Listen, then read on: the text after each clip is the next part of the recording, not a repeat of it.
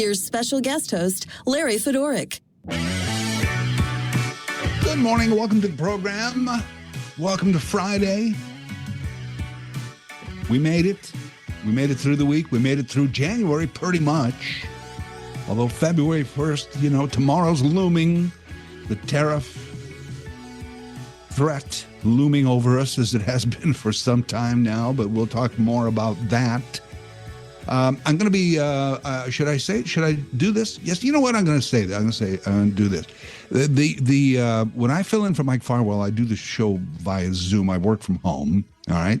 I've said that before. And today as we got set up to do the show, we had some Zoom glitches. So I don't know. We seem to be stable now. I suspect Donald Trump here, but who knows?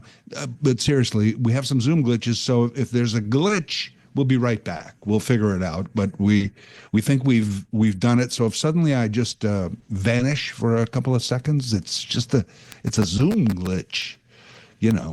We're amazed at the technology available to us these days on many levels, but when it doesn't work, we're like, oh, damn technology, right? Anyway, I'm glad you've tuned in this morning. Thank you for letting me be a part of 570 News Radio. Every Kitchenerite and Waterlooan and Cambridgian, or even if you're listening as a Mississaugan or a Londoner or a Guelphite, a Bramptonite, a Torontonian. You know what these are, by the way? These are demonyms.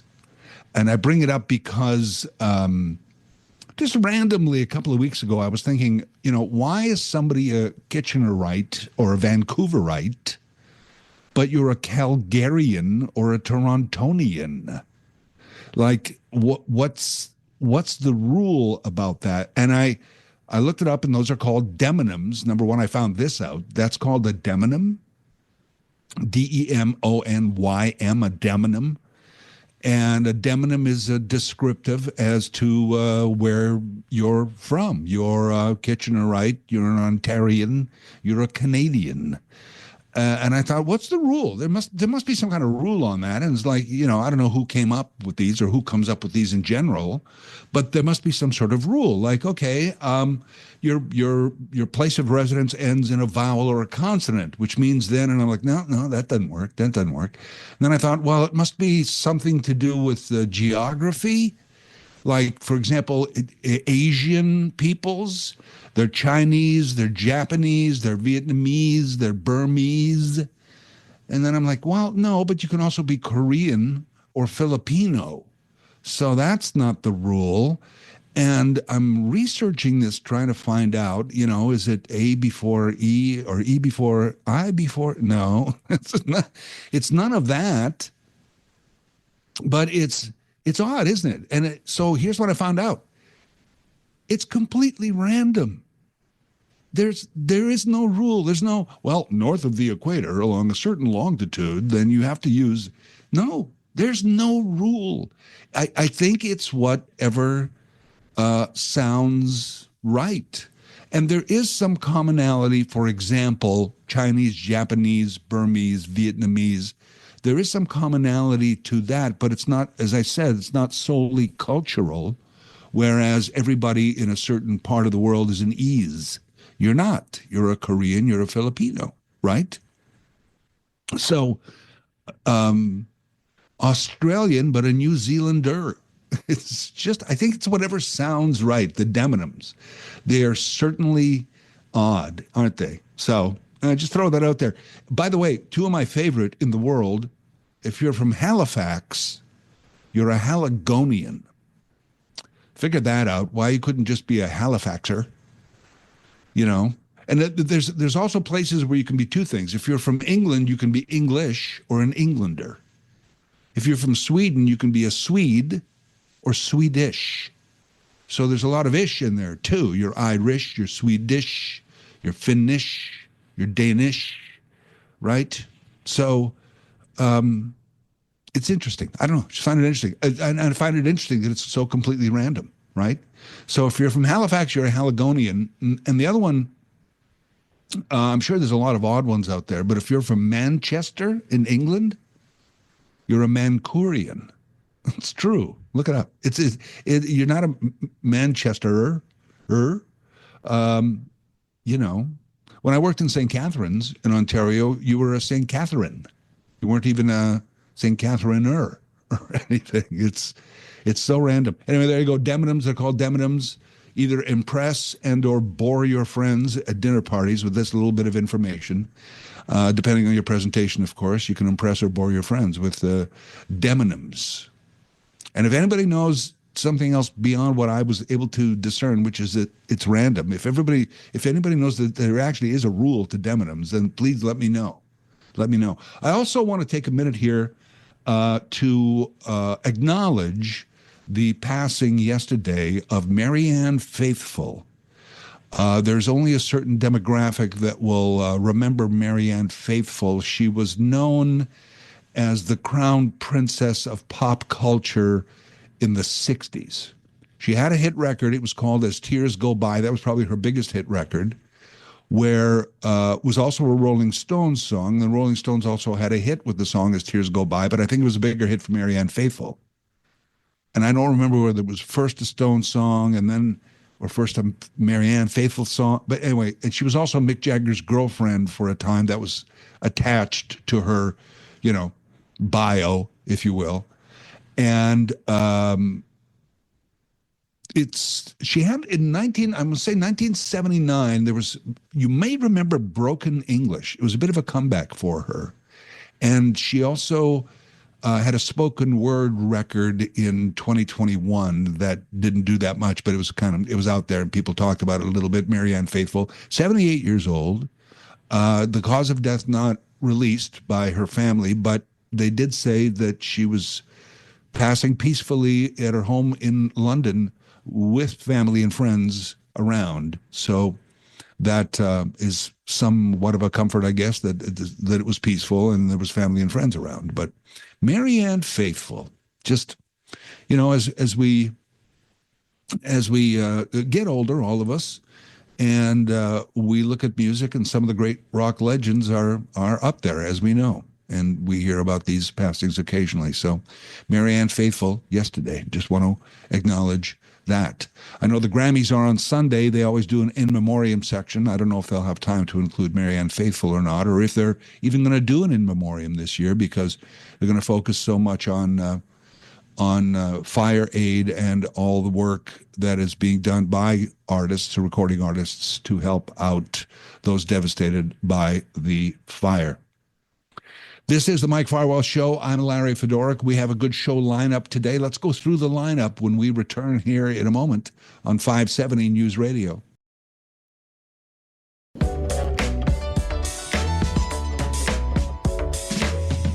Larry Fedoruk in for Mike Farwell on a Friday, and a lot of the usual Friday stuff. The features are here today. Coming up just after 9:30, we're going to be talking about the trade tariffs, which look like a go-ahead, don't they? And it's very interesting, 25% across-the-board tariffs. We don't know that for sure.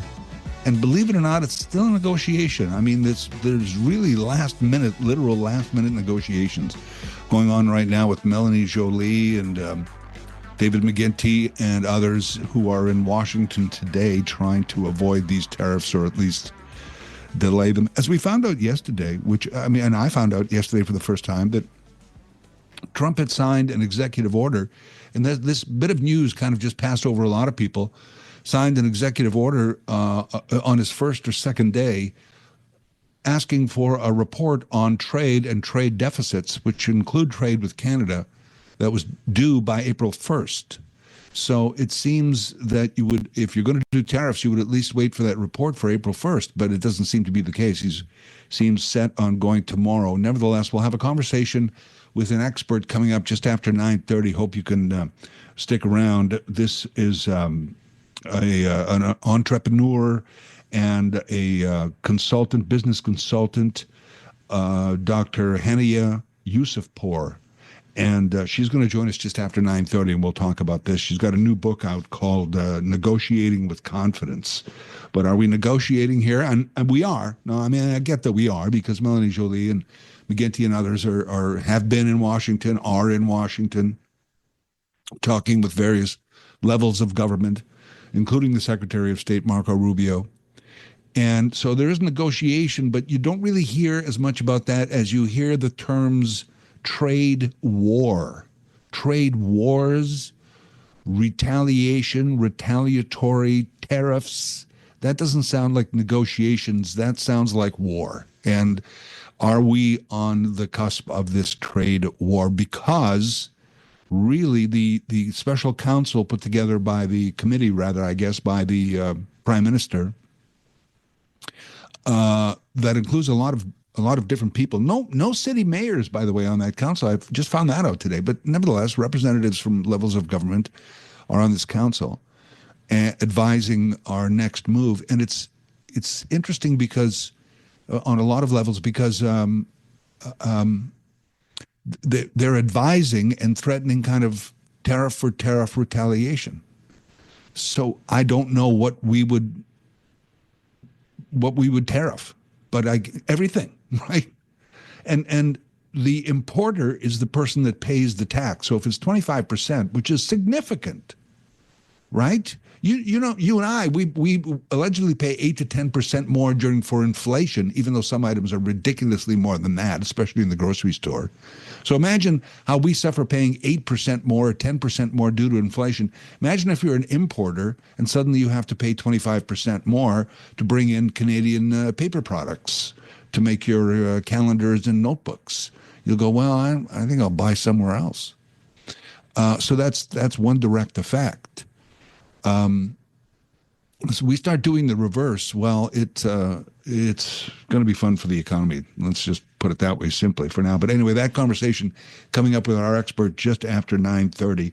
At 10 o'clock this morning, it is council chambers, and you've certainly been hearing a lot this morning about Kitchener Mayor Berry Vrbanovic and his State of the City speech that was yesterday and some of the announcements there and that went along with that. And that will be our guest on council chambers this morning at 10 o'clock.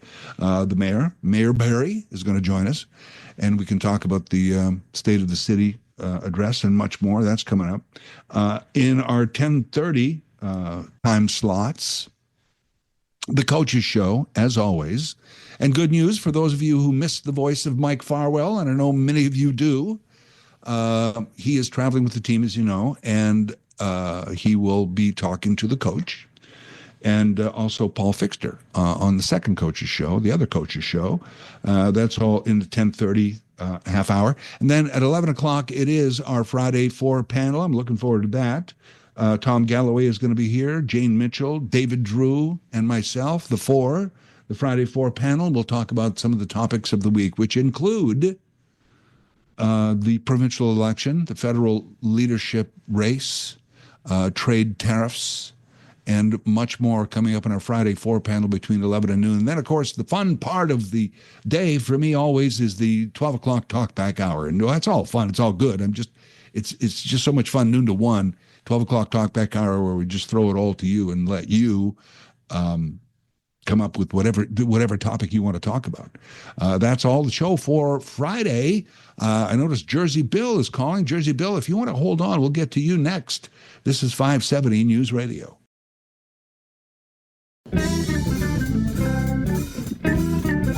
Larry Fedoruk in for Mike Farwell. As always, every day on this show, 12 o'clock is all about you, 12 o'clock Talkback Hour. But in the meantime, when we have spots in the show during the entire program, you're welcome to call in and offer your thoughts on the topics we're talking about or something else. It's, again, very easy to get a hold of us. We're at 519-570-2545, 1-800-570-5715, or star 570 on your cell. Here's Jersey Bill. First of all, Jersey Bill, thanks for holding. I appreciate it. How are you? Yeah, right. And I have to apologize. I haven't been listening to you that much this week because I've been, observing those horrible confirmation hearings and everything going on in the States. It's just I just shake my head about the whole thing. And that's really why I'm calling. Right. We're talking about different town names and areas that people that can identify with their region. And I have to think in the wider term there for the whole of Western Hemisphere, it's an idea of American, right? So the people in my country don't call themselves United Statesers. That would be sort of crazy. So they call themselves American. They essentially take the whole term for the entire Western Hemisphere for themselves. And talking even to people when I was in Nicaragua, somebody says, I'm an American. We're Americans too. We're Central Americans. Of course, then you have South Americans, Caribbean Americans, Mexican Americans, and Canada and the U.S. probably should go by should be calling themselves the North Americans. But this sense of the equality of all the Americas is not what has gone forth, even though the United States was involved in forming the Organization of American States back in the 1820s. Unfortunately, that organization has been used more as a tool of dominance of the United States over the other countries in the Americas rather than an organization of equals. And that really is at the root of what is happening with Mr. Trump, who's going back to the crazy world of manifest destiny rather than the world of cooperation in terms of trade and foreign policy and on all the other policies that go with it. Sure is. Jersey Bill, well put. Well put. Thank you so much for your call this morning. Yeah. And it's been made before where there is, sometimes when we're talking about Canada and the U.S. as a whole, we do say North Americans as, usually North Americans was a sign of our cooperation, of our not 51st state, but of our oneness. And of our similarities and of our challenges here as North Americans. And then after that, south of the United States was the Central Americans, and then, of course, the South Americans. So the prefixes are used a lot. But you're right, Americans, just when you say you're American, that means you're from the United States. And then if you want to specify after that, Central American, North American, South American. Just trying to think of in South America, Brazilian, Argentinian, Chilean, Peruvian, Ecuadorian. I guess they use the AN suffix. If you're just tuning in, I was talking off the top of the show about demonyms. They're called demonyms, which I just found out myself recently, as to why you can be an ite, you can be a Kitchenerite, and a Vancouverite. You're not a Vancouverin. You're not a Torontoan, a Torontoite. You're a Torontonian. The suffixes seem to be arbitrary. There doesn't seem to be any strict rule as to why you're Swedish but you're Chinese. The suffixes are so random. It's interesting still. Anyway, thanks, Jersey Bill, for that call. We'll have an expert in to talk about the threat of tomorrow's tariffs. That is next here on 570 News Radio. Here's special guest host Larry Fedoruk. Tariffs. We've had this threat over us for many weeks. Then the president was inaugurated, and we thought, well, will he go ahead? And it seemed so on his first day that he promised, and he gave us this date of February 1st that the United States would slap huge trade tariffs on Canada and Mexico. 25% across the board is what we're still expecting. The White House most recently said that, yes, it's still a go for February 1st, although we have efforts underway to try and either mitigate that or push the date further or just perhaps in ideal situation, no tariffs at all.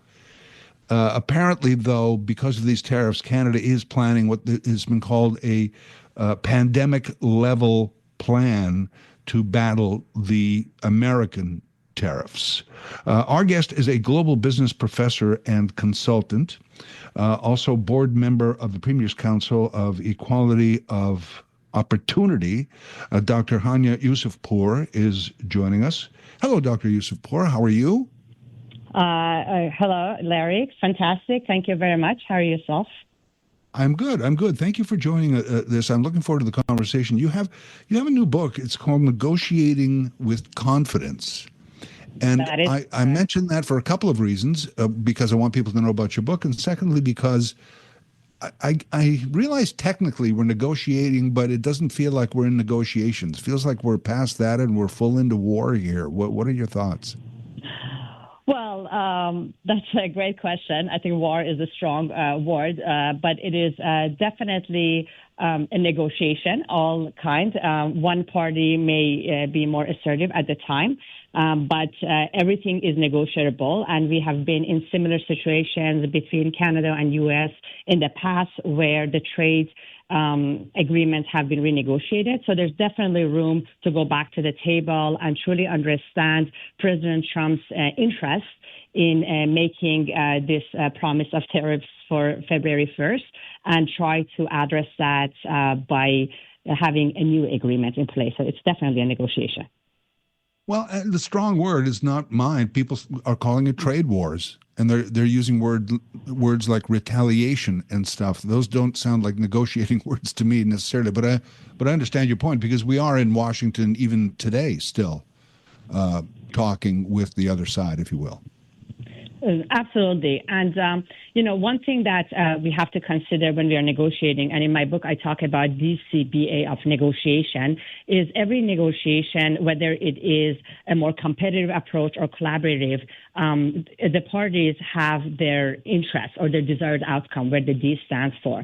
And President Trump has been very open about his concerns around border security and illegal drug, and he talks about trade deficit. But one has to understand what are his interests when we are having this negotiation. And the second part is the circumstances under which this negotiation is taking place. As we know, Canada is politically unstable at the time, and we are not being led by a known leader, and we are going through transition with the election in horizon. So one of the most important thing at this point is for Canada to come together as one a strong front, and for all the provinces and territories to work together as we are responding to the potential threat of tariffs. And considering all the beneficiaries in this process, because we have different provinces, different territories that have different interests, and they're going to be impacted at different levels with these tariffs, and may have their own strategy to respond. So it's important for Canada to come together as one front as we are going through these challenging negotiations. I've been in middle management, and I've been in meetings where at some point I have to check with my boss, before I can agree to anything. Is this what's going on partly? In other words, should it be actually Trudeau and Trump meeting, or should there be a higher level, or is this a high level of negotiation that we're going to get? Well, it should be one front for Canada. So it is not for our benefit in Canada to have different provinces negotiating separately and having a different strategy. In negotiation, especially of this size, there's the intra-group negotiation, which sometimes can be more important than the intergroup negotiation. In this case, for Canadian leaders to come together and have their own strategy, understanding different parts, different sectors, different provinces, different territories, what they can bring to the table, what they have to leverage, and how they can, as a group, support each other to go and have this negotiation with U.S. is very important. So we definitely need to have our intra-group negotiation aligned. This is a time that we all have to come together in Canada to understand the true threat. How is this going to impact the businesses, different industry, the citizens, and then have one strategy moving forward. The other thing that I do want to kind of raise is that this is not if tariffs go ahead. And again, at this point, there's a lot of unpredictability, and we don't know what products are going to be impacted at what percentage. So there's a lot of unpredictability. And at a time like this, information is power. But we have to remember the areas that we could have leverage. For instance, this tariffs will impact American businesses, the American end users that will have to pay for part of the price increases. Some of the border states that depend on Canada for their energy, they are going to be impacted. So there are different parties inside USA who will also be impacted and have an interest in the result of this negotiation. And we should think of everybody and how we can leverage the interests of everyone that can be impacted to move the negotiation toward a win-win outcome. I think also what I'm understanding here a little clearer is that if tariffs go ahead at the full level that we've heard, 25%, starting tomorrow, that doesn't mean negotiations are over. That doesn't mean everybody turns their backs and walks away. Probably the opposite is you talk more now. 100%, because this is just the opening position. And President Trump has historically had a negotiation style with extreme deadlines and high starting points. So this is not all or nothing. Definitely, should they go in place tomorrow, something has to be signed today. And there will still be a lot of issues that have to be negotiated and have more detail around how are they going to be implemented. Like, for instance, how are the tariffs, even if they do get implemented, are going to take place for products between the border cities that are going back and forth several times. How is this going to be impacted? So there's a lot of detail to be negotiated. And it is possible at this point, because the threat has been made publicly, for some tariffs to go ahead, but they can definitely be renegotiated with the focus on the true interests of each party and how can we come together to meet that interest. Because the threat of tariffs is not about just raising the prices. And again, President Trump has been very open about this and his other priorities, such as border security and illegal drugs. So there is some leverage to go back and see how can we meet those priorities in order to ease off some of the tariffs that may initially go into place. So it's definitely not a signed and no more change kind of deal. It is a negotiation that can continue. The author of the book, Negotiating with Confidence, also global business professor and consultant, Dr. Hania Yousefpour. Dr. Yousefpour, thank you so much for your time. Enjoyed the chat. Thank you. Thank you very much, Larry. Have a great day. Wow, tomorrow. And that's I guess, what my attitude going into this was, once the tariffs go in tomorrow, we're done. Oh no, we're done. But we're not. We keep talking. And there's so much, as the saying goes, it's actually overused, but I'm going to use it again. The devil is in the detail, which it really is. We'll pick up this topic in a moment here. This is 570 News Radio. We have different provinces, different territories that have different interests, and they're going to be impacted at different levels with these tariffs and may have their own strategy to respond. So it's important for Canada to come together as one front as we are going through these challenging negotiations. Challenging is a bit of an understatement, I guess, when the negotiating side includes Donald Trump, or at least representatives of that office. Wow. Our guest, though, really informative, Dr. Hania Yousefpour, is a global business professor and consultant. Also, a long list of accomplishments and a long resume, but she's also a board member of the Premier's Council in Ontario here for Equality of Opportunity. And her book is called Negotiating with Confidence.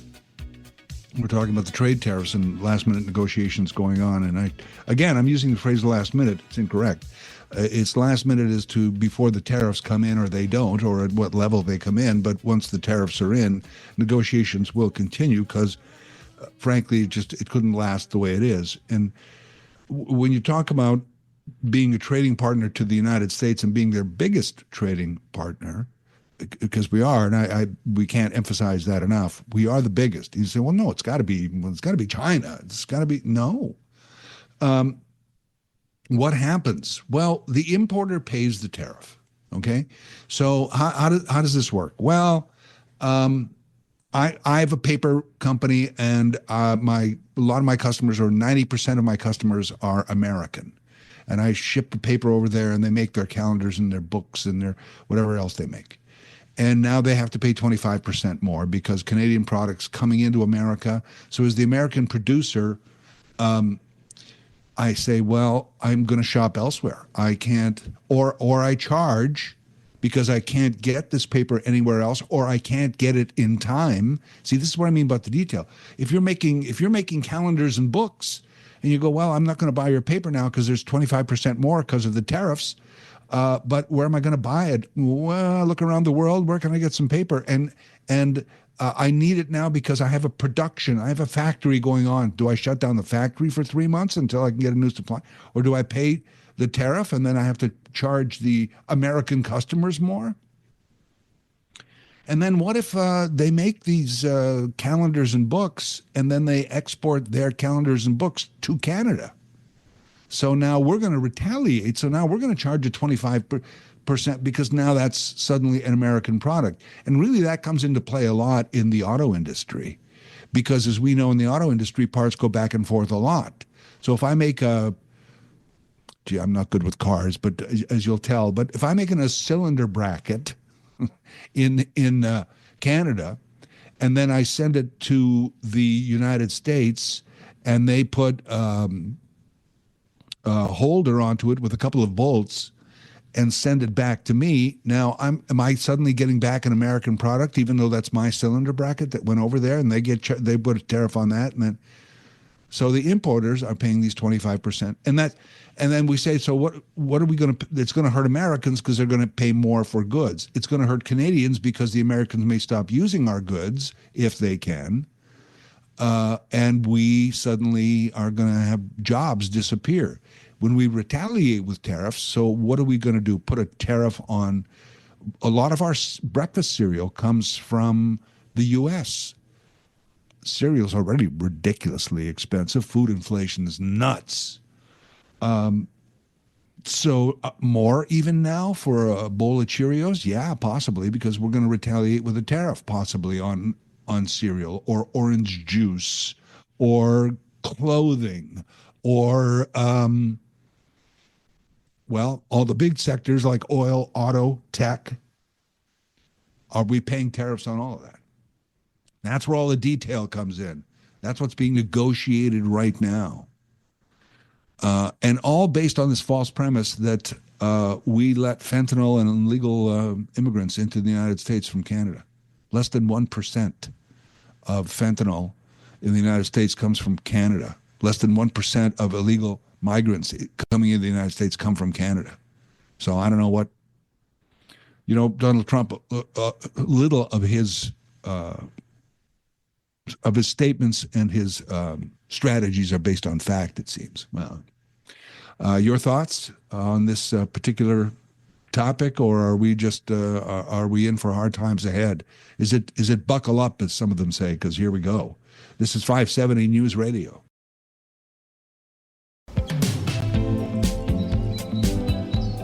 I'm Larry Fedoruk, in for Mike Farwell.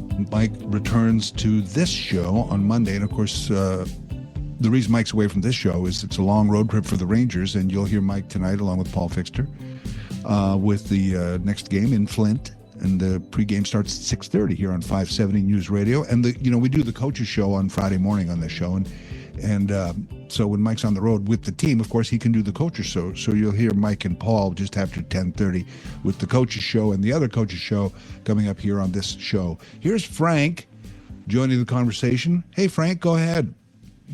Yeah, are we going to feel the tariffs right away, or is this something that's going to be taking like a year from now is when, we feel the impact? It's interesting that how quick people are in fear and all the questions that everyone has. And that one in particular, are we going to feel it right away, or is this something that's going to take a year or so? It's not going to take a year. I will say it's somewhere in between, and probably sooner than later. It might take, as our guest said, everything else has got to be negotiated now. So if it's just across the board, then the oil sector has to go, okay, how does this work? Because there's oil suppliers, there's oil, drillers, if it's breakfast cereal, then how does it work? Then all those things are negotiated, and slowly, maybe category by category, we start to see the effect. I think it's going to roll out that way. So it would be weeks and months as opposed to a year, but not instantly. Sure. That's my understanding. It's nothing that's going to happen right away, and that 25% could possibly even get lower. I would hate to see the negotiations and the percentage goes up. But so you're saying it's going to not really roll out right away, but just that people are going to, businesses are going to have to adjust and figure out some stuff, right? Okay. Right. Yeah, and thanks for the call, Frank. By the way, I got to run here, but yeah, and also there's current supply. So the obvious, the example I used before about paper products, but even if we're going to put a tariff on American sneakers coming in, shoes coming in, well, maybe we already have a deal for 500,000 pairs of shoes, and that's all done, and they're already coming in, or they're about to be shipped. Because that was a deal already signed, then that's done. The price shouldn't affect that. But the next shipment in 2 months is when you might notice it. Again, detail, a lot of it. It's Council Chambers with the Mayor of Kitchener coming up next here on 570 News Radio. Here's special guest host Larry Fedoruk. And as always on our Friday program, gosh, how long have we been doing council chambers now? It's been a year. It's been a while now for this. I'm still going to call it a new feature called Council Chambers every Friday in the 10 o'clock half hour here on 570 News Radio. Joining us for the Council Chambers today, fresh off his State of the City address, the Mayor of Kitchener, Berry Vrbanovic. Mayor Berry, as he's been called. Mayor Berry, how are you? Welcome to the Council Chambers show. Mayor Berry with host Larry. I love it. How's it going? Happy Friday. Happy Friday to you.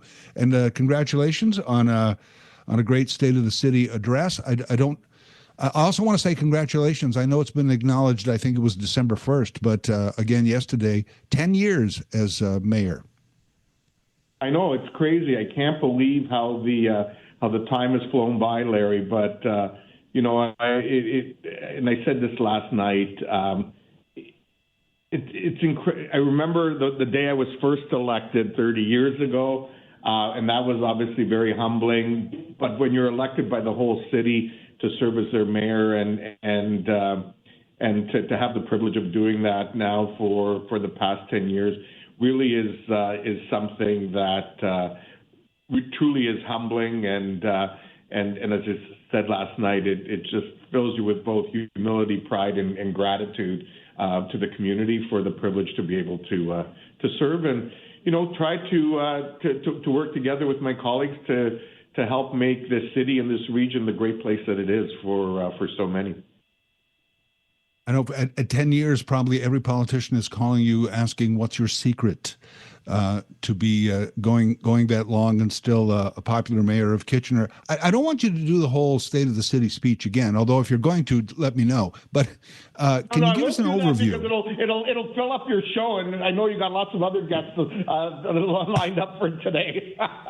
That's okay. But can you give us an overview? I know this morning we've been reporting on the news, one of that was the housing and the fire hall and all of that, but just an overview of the State of the City that you gave last night. Yeah, absolutely. I mean, very, very briefly, it was an opportunity for council, and there was a great council video near the beginning that highlighted some of the successes over the past year, including our investments in parks and trails, the new Kitchener Indoor Recreational Complex that's under construction in Southwest Kitchener, which will have a FIFA-sized indoor sports field, as well as indoor pool, walking track, and other amenities in that $144 million facility. There's a new library that will be opening up soon that's been under construction, and a new community center that's under construction in that part of the city as well. So a lot of investments focused on serving the growing population that exists in the community. We've continued to prioritize economic development, and in 2024 saw the opening of the new U of W Innovation Arena that relocated UW Velocity there, and lots of potential in the health and wellness innovation space for companies that are starting up, and that really is one of the key areas that we see for economic growth for our community and for our broader region. And obviously, housing has been a big priority. It's something that, we're working on together with other orders of government in Ottawa, at Queen's Park, and at the region, along with many community groups. And I think the last point that I'll just touch on, and talked a little bit in the speech about my own, immigrant roots, and how there are, many new Canadians coming to our community, and just, what that story looks like for people. And this is something that, we prioritize both in some of the programming that happens at our community centers, and this coming year we'll be working on Kitchener's newcomer strategy that Council has launched as part of our 4-year strategic plan, and that work is getting underway in 2025, and we'll have more to report on that and other things in my 2025 speech, which will be late this year. As you know, this speech got delayed a couple months, but due to some family circumstances, but was really pleased to be able to do it at the fire hall, and to announce our new fire hall in downtown Kitchener with at least 150 residential units attached to that project. It really is exciting, it's innovative, and it just really demonstrates, we need to look at civic investment differently in the future, and taking infrastructure like a fire hall and saying, okay, what else can we combine with it? We've had a history of doing that. I think of some of our fire halls that had regional EMS stations attached to them, or a community center attached to them, and this is just taking it to the next level. You talked about, change and being leaders of change, and I also want to kind of piggyback on that and saying civic involvement, because I always look at municipal civic governments, if you will, as the closest to people's day-to-day. You are the roads, you are the water, you are the transit, you are so much the day-to-day lives of people. How do we drive that home and get more people involved, I guess? Not necessarily in government, but involved in the day-to-day of a city. Yeah, it always has been one of the things I've struggled with the most, because it's the order of government that impacts, as you say, Larry, people's day-to-day lives the most. And yet it's the one that generally sees the least level of engagement when it comes to election time. Federal government sees the most, provincial next, and significantly less than that, we see local government. And the reality is, from the moment we wake up in the morning to the moment we go to bed at night, and even in between, we're touching on city services or city-owned services, right? The municipalities own Innova Hydro. In Kitchener's case, we even own the gas company. We never sold our rights to it. We build the roads. We're the distribution entity for water and wastewater at the city. Regionally, it's where it's treated. We provide fire service and swimming pools and ice rinks and parks, and we do the plan. All planning responsibilities since January 1st now rests with the area municipalities, and so it's important, and things like the speech yesterday, as well as other work that we do, are ways to just help make people understand the importance of this, and I really want to thank folks like yourselves through council chambers, through covering things like the speech and so on, it helps build awareness. And, it is one of the unfortunate things that, across the board in Canada and around the world, we've been seeing cuts in local media. And I'm a firm believer that in fact, that's not good for democracy in general. And we need to find ways of ensuring that it's more sustainable, because it is also the check and balance into the system. And, I also think about, some of the work that we do around engagement, and we've really been trying to up our game on that, whether it's on planning issues or work that we do on some of our strategic plans and different things like that. And so, I think that's how we continue to engage people, to look for ways to find maybe audiences that don't typically engage with us, whether it's youth, older adults, new Canadians, and find ways to get to them as opposed to necessarily expect them to come to us, and make it as convenient as possible. And one last question here. I need a quicker answer if I could for time, but no, not at all. But I like, for example, during tariffs now, the border mayors are talking to each other a lot. You have been president of the Federation of Canadian Municipalities before. How much in the day-to-day is because a lot of problems are common to various civic governments. How much in the day-to-day are you communicating with other mayors? We do on a regular basis. I mean, every 2 months, the Ontario big city mayors meet either virtually or in person. That includes all cities over 100,000. So Waterloo and Cambridge are also part of that group in this region. I also am part of Canada's big city mayors, which are the 23 largest cities in the country. I'm the only one regionally that is part of that group. And I can tell you next week, both of those groups are meeting. I can tell you that the issue of tariffs and the Canada-U.S. relationship is on the agenda. The reality on this particular issue, I need to emphasize how important it is for the three orders of government and the business world to be united with a common message to our U.S. counterparts. We did that in 2005-6, I believe, when the softwood lumber tariffs came in place, and Canadian municipal leaders worked with the federal government in delivering that message in Washington and throughout the United States, and eventually made some headway on that issue. Things like tariffs are going to have as much impact in the United States as they will in Canada, and it's important that we work with our mayoral counterparts to tell that story so that they can share it with their residents, so people understand the impact of the decisions that are happening potentially south of the border. All right, Kitchener Mayor Berry Vrbanovic, thank you for your time today. Thank you for being on our Council Chambers segment. Appreciate it. Have a great weekend. Yeah, you too. Thanks a million, Larry, for having me on. You bet. You bet. 10 years. It was December 1st was the anniversary. 10 years as mayor of Kitchener. This is 570 News Radio.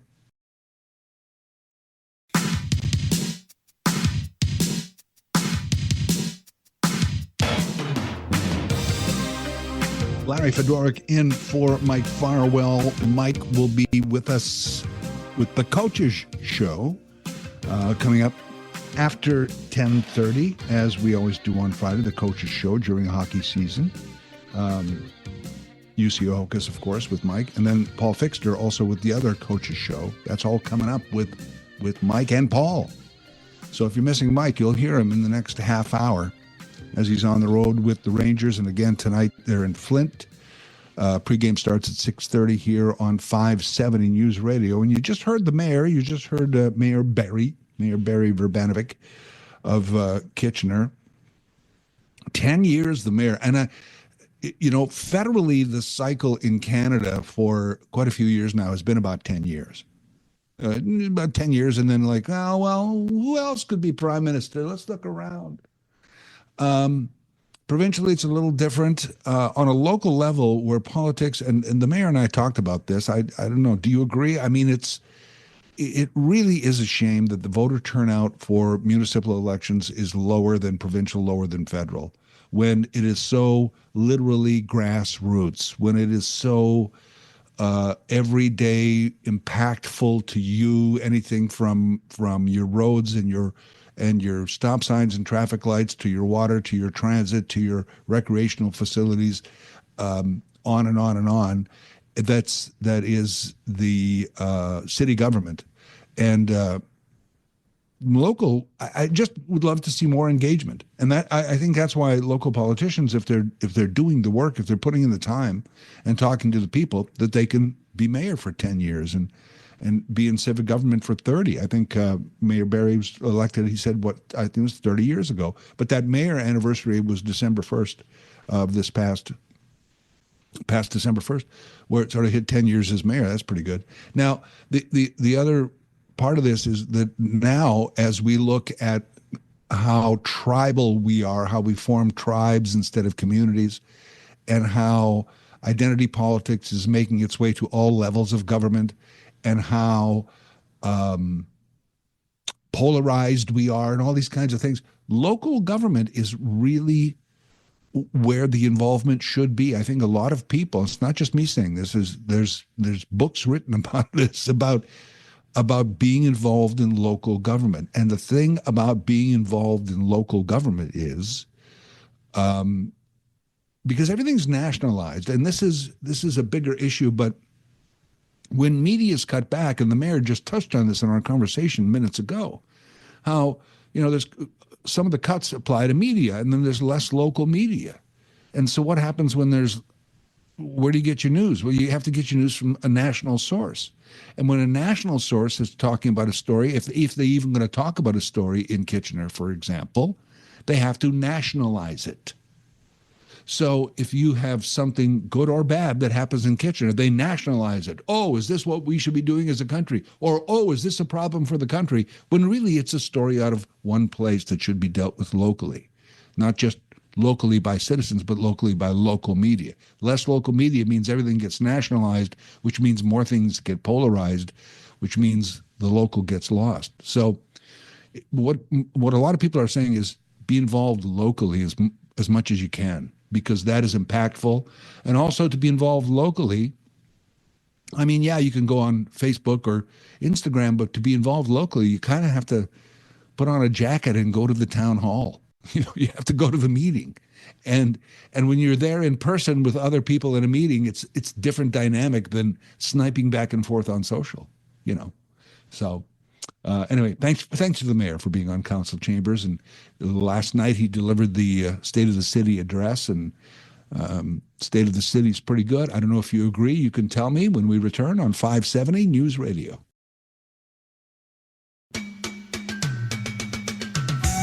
Larry Fedoric in for Mike Farwell, but hear Mike and Paul Fixter as well coming up in the next half hour on the Coaches Show and the other Coaches Show. That's coming up right now.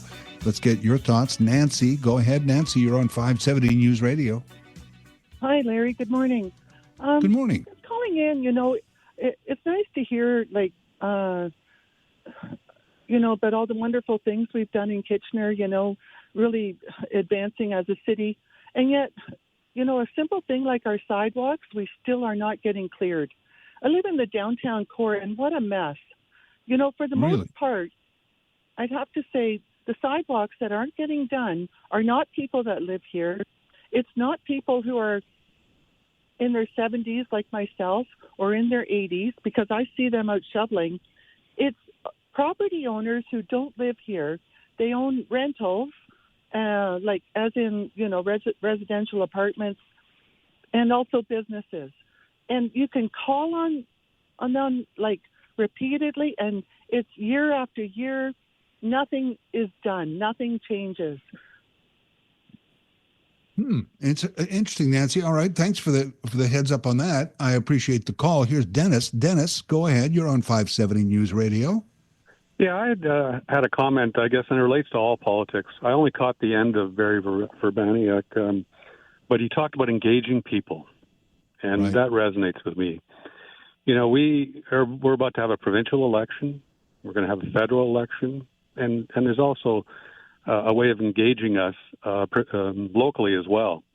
And what I'm going to suggest, I don't hear anyone talking about, but what happens now is we elect these people, and then they go and do their thing. And they think they have a mandate to do some things. Well, I'm not sure they do. Ford now is talking about if he gets reelected, he has a mandate to do something.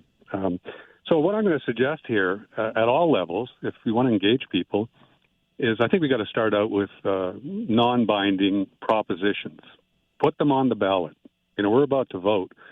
So let's talk about some issues so that we can provide some input into these politicians. Issues like federally the CBC, an elected Senate, whether we're going to stick with the Royals, DEI.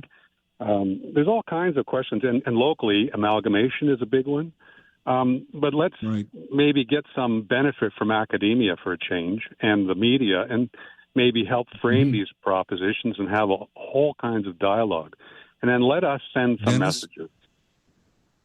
Dennis, great call. Thank you. Running a little behind here, but yeah, we vote on those particular issues. Interesting idea. This is 570 News Radio. Here's special guest host, Larry Fedoruk. Fridays, always fun here on the Mike Farwell Show. We have our Friday 4 panel coming up at 11 o'clock with myself, and making up the other 3 are Jane Mitchell, David Drew, and Tom Galloway. And we'll talk about some of the top stories of our week on our Friday 4 panel coming up at 11 o'clock between noon and 1. It is as every day, but it's just we can really get our yayas out on Fridays with the 12 o'clock Talkback Hour. Whatever's on your mind, we turn it over to you. And speaking of regular Friday features, the Coaches Show and the other Coaches Show with Paul Fixter also coming up. But the Coaches Show original, the one and only, with Mike Farwell talking to Rangers coach UC Ahokas. Here's Mike Farwell. Well, you see a 15-round shootout in Sault Ste. Marie. Have you ever been a part of something like that before? No. No. It was, it wasn't fun to watch, but oh well. Good goaltending. That was good. And good. Lachar, great goal there. Grizzoli, a great goal there. So it's good for the boys, but yeah, I'd rather get it done in overtime. We should have got it done in overtime. We had plenty of chances there. As a coach, when the shootout's going on that long, how are you deciding who's up next? Coin toss. Yeah. And you got the right coin toss for Grizzoli to get that winner for you. Well, yeah. But, and at that point it is. Of course, you have a few guys who are really good at it, so we always put in. But, it showed. Grizzoli showed he can score in shootouts, so maybe next time he'll get a chance a little bit earlier. Was there a point in that game, you were trailing 4-1, where you thought it turned and you believed that your team had a chance to come back? I thought the whole game, because all their goals were special teams, so one shorthanded, they scored 3 power plays, so 5-on-5 I thought we were on them. We were creating chances. We didn't really give any chances. 5-on-5, maybe it was altogether, I think, 8 5-on-5 chances the whole game, what we gave. So, and I knew if we get one in, they're going to panic, and then we'll have a good chance. So, but still, we shouldn't give a lead like that for them. You mentioned goaltending when it came to the shootout. You had Jason Schaubel in net, and even though he fell behind 4-1, didn't allow that backbreaker. He played a pretty good game in goal for you. Oh yeah, and of course, and it's he played really good against Owen Sound. So it's good to see that he could play two games like that in a row. Of course, he wasn't the same level of what he did in Owen Sound, but it's hard for a 16-year-old to do that. So it's a good spot. And we have the games for him, what he will play, and now. It's good for his progress, and for him it's a progress this year, and just getting him better and better, and it's going well right now. When you're on a long road trip like this, a lot of bus time on Tuesday, a lot of bus time yesterday, and then the 3 games in and around that bus time, what do you as a coaching staff do to keep the guys engaged so that they know, tonight it's time to go back to work? Well, we have of course, and we have meetings, but it's also good that the guys get to spend time together and it's been our motto, like, we do fun things, we have fun, but when we get to work, and that's, everybody knows that. So we have a morning ice now, and we have the meetings, so it's time to be able to take, like yesterday was an off day, and I had good food, good dinners, had a good time, and then now it's back to work. This Flint team picked up a big win in Windsor last night. What do you have to do to be successful against the Firebirds? Well, you have to play hard. Like, they'll be coming, first 10 minutes, they'll be coming hard, so we have to be ready for that and not give anything to them. And all in all, against them, our defense has to be there, and we have to battle. And if you do that, then you have a chance. Of course, small things what we've been working on, like ozone play and how we play that, and that we create, and we utilize our chances. But all in all, like, when we have our work mode on, then we have a chance. Thanks for this. Good luck in the game tonight. Thank you. Yussi Ahokas, the head coach of the Kitchener Rangers, joins us for the Coaches Show while we are on the road. It's Rangers Firebirds tonight in Flint, but we want to make sure that you get the usual information to get you game ready on a Friday, even though we're not back home at the Kitchener Memorial Auditorium. And on that note, thanks to Larry Fedoruk for filling in on the show this week as we travel from Sault Ste. Marie now into Michigan, where the weather is so much better. What a difference we found about 4 hours away from Sault Ste. Marie yesterday. We'll get into that a little bit more with Paul Fixter, the other Coaches Show, because, we'll put Fixie to work while we're on the road as well. And remember, tonight it's the Rangers and the Firebirds. Even though we're on the road, you'll hear every minute of the action and all of the information you're looking for, including, of course, your Harris Law pregame show that gets underway at 6:30. And there will be a story shared during our first intermission tonight about the league's director of culture and diversity who met with the team here in Flint yesterday. And it is a story unlike any other. Transcends sports, in my opinion. We want to make sure you get to hear that story during our broadcast tonight. So just one more reason to be tuned in for Rangers and Firebirds here on 570 News Radio. Paul Fixter and the other Coaches Show is coming up next on the Larry Fedoruk Show this morning on 570 News Radio and Rogers TV. I'm Larry Fedoruk in for Mike Farwell this week because, as we've been telling you, Mike on the road with the Rangers. Again, that pregame tonight at 6:30 here on 570 News Radio. Rangers in Flint taking on the Firebirds. And here in this half hour every Friday, we have the Coaches Show. And even when you're on the road, you get to hear Mike Farwell and the Coaches Show, which you just heard. And here's the other Coaches Show with Paul Fixter. Well, we are on the road with the Kitchener Rangers, but it is a game day, not a Friday home date, but a Friday in Flint for the Kitchener Rangers. And I'll tell you what, this radio station works us so damn hard that even when we're on the road, we make sure you get not just the Coaches Show with Yussi Ahokas, but the other Coaches Show with Paul Fixter, who, of course, is with us on the road. And Fixie, let's just start with you personally, just getting over a little bit of the Sioux flu. How are we feeling this morning, buddy? Well, it was tough just to get myself out of bed to join you here for the other Coaches Show, but I'm feeling a little bit rough, but feeling better today, and I'll be able to perform tonight. That's all that matters. Game ready, like this guy has been his whole career. Let's go back to that game in Sault Ste. Marie. Actually, let's back it up 24 hours from that. And boy, oh boy, the unsung heroes of junior hockey teams and minor hockey teams across this land are the bus drivers. We had ourselves a doozy of a trip getting to the Sioux on Tuesday. Yeah, just getting to Sudbury was tough enough, but from Sudbury to Sault Ste. Marie took us over 5 hours, and that's normally about a 3-hour trip. So it was slow. We got behind snow plows. We saw some accidents. We didn't see any dry road. It was ice and snow the entire way with blowing wind, and, Mike the Moose got us here safely. I got talking to a couple of scouts up in the Sioux, and they said, "How was your ride?" And I told them, I said, "How was your ride?" It was about an hour flight. They came up on Porter. But there are a lot of scouts up there, so that was good for the young players on our team. But, credit goes to Mike, keeping it between the lines and keeping us safe. Took longer than we wanted, but we got here safe and sound.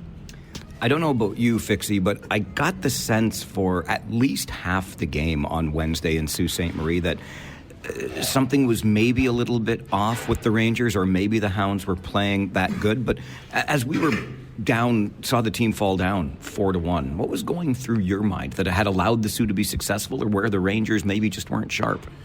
Coach John Dean said something, Mike, to you and across the hall that stuck with me. He said, good teams are predictable.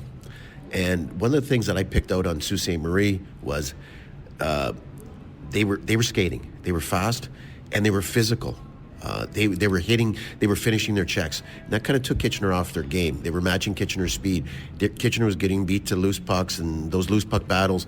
It really turned about halfway through the second period. Schabel shut Sault Ste. Marie down the rest of the way. But it did turn also with Lachar scoring that late goal from Vermeulen. But I was at 4-1, I was thinking, boy, if Kitchener doesn't get it going here, they're in trouble. They were able to get it going, and they took control of the game. But I give Sioux a lot of credit. Sioux's a good team. They're better than their record is, I believe, and they got really good goaltending. It was a good win for Kitchener. It was a win that they had to grind out, to play gritty, and in the end, it took all of 60 minutes, plus the overtime, and then obviously the longest shootout that I've ever been around. We'll get to that in just a moment, but on the comeback for the Rangers, they fall behind 2-0 on a shorthanded goal allowed in the final seconds of the first. There they are down 4-1, and as the second period is winding down, who is it but Matthew Lachar, who is able to get position in front of the net. And look, the puck bounces off him and in, but that goal in the final minute of the second to bring the Rangers within 2 seemed to me to be exactly what the team needed. Yeah, Matthew Lachar, Mike, when he stays on the ice and stays focused, he is a real important cog to this Ranger hockey club. That line of Vermeulen in the middle with Lachar and Arquette is a really good, impactful line, no question about it. And that goal gave them life. You're right about that shorthanded goal, Mike. Kitchener's on the power play, and Andonovski gets beat up ice, and then his four partners on the ice turn away from Mignoza in the slot and allow them to score with 2 seconds left in the period. That was a real killer. But Lachar's line got energy, and what's really cool about it was they played in the third period, and with about 2 minutes to go, they're out on the ice. So the coach had a lot of faith in them, and that says a lot about that line. When Matthew Lachar stays focused and stays out of the penalty box, he's going to take penalties, but it's good penalties. Penalties are all right. It's the bad penalties that are tough. He hasn't been doing that. He's been really effective, and he's getting rewarded with not only the goal in the regulation time. He scored a beautiful goal in the shootout to give the Rangers a tie, and ultimately Grisolia gets the win. All right, so let's talk about that 15-round shootout, and I think we feel similarly about the shootout being what is used to settle games. That's a lost cause. We know that's where we're at in hockey right now. But 15 rounds, Fixie and I, we were joking on the air, and somebody even sent a message to me afterwards because they heard me say those beers aren't going to pour themselves, because we were hoping that we could get back across the street to the hotel where the bar closes at 11 and at least get a drink into us after the game and relax. But 15 rounds of shootout. I actually thought Kitchener was going to win it in the overtime. Like, they had outshot Sault Ste. Marie 7-1 and really dominated the entire overtime. Lalonde was the difference, no question about it. Never should have got to the shootout. When it got to the shootout, the goaltenders were very good. They made some great saves, but there were some bad shot selections as well, like hitting the crest right in the middle of the jersey and those sorts of things. I don't recall ever being around at all the different levels I've been at, ever being around a shootout that long. You know, it was actually painful at times to watch some of the shot selection and it's going on. And I talked to the coach afterwards. So if you get to 8, there'd be 18 skaters. You get to 18, then you go back to picking whomever you want again. And UC said to me that's the longest he's ever been around as well, that kind of shootout. I think you're just on the bench going, come on, just somebody score, please. It would have been really cool if Evan Hedrick had scored. I think he shot about 6 or 7, maybe 7 or 8. it would have been pretty cool if he would have scored in front of his family and friends, but didn't happen. And Grisolia, in the end, 15th shot, nailed it for the Rangers. Speaking of long, this is a newly arranged, let's say, trip for the Rangers. Second time we've done it this season, but in my time, we haven't done it this way. Sioux, Flint, Saginaw, all in the same trip. You leave on a Tuesday, you're back early on Sunday. How difficult is it, Fixie, as a coach, to keep the team kind of dialed into what they're on the road for? Because you know as well as I do, that trip from Sault Ste. Marie over to Flint yesterday, these young boys are very much teenagers, and they're having a good time together, but they've got a game to play tonight. I think the coaching staff have done a real good job, Mike, on the bus, where you and I witnessed it, playing interactive games. They had a game of Jeopardy. They've had some educational tests, let's call it, amongst the players, just keeping them engaged and keeping their minds going. I think the staff does a real good job of knowing within the day when to have some active exercise, video. They keep their days full enough. They were able to walk to the restaurant last night, which is kind of a team bonding thing. It's not easy. You don't want them just sitting around the hotel room, because I heard UC say, boy, if you give them the opportunity to sleep, they'll sleep. So, you want them staying active. And I think with this team, though, it's such a close team that they're just finding things to do together. And winning really helps. Like, winning just puts everybody in a good mood. And I think it fills those gaps within the day easier. They also brought, I don't know what you call it, PlayStation or whatever. So, like, they're kind of bringing all the creature comforts of home to make this trip feel like it's not a long road trip. And how about this road trip from what we left in Sault Ste. Marie to what we have here in Flint? Piles and piles of snow in parking lots in the Sioux, and you look out our window here in Flint, and the ground is bare, and it's about 2 or 3 degrees above zero. You can see green grass, and it's nice. Yeah, it's incredible, the difference, and really not that far apart, but different parts of the country have different winters, I guess. And I remember my time in Windsor, Mike, which isn't really that far from here. We'd have winters where we wouldn't really see any snow, and that's kind of this area here. But I'll take this over what we had up in the Sioux any day. That was cold and snowy, and just not what I like at this point in my life. Paul Fixter stays busy even when we're on the road. The Other Coaches Show, a Friday morning staple here on 570 News Radio. Our thanks again to Larry Fedoruk for filling in on the show. Fixie and I will be on the air with the Harris Law pregame show tonight at 6:30. Rangers and Firebirds right here on 570 News Radio.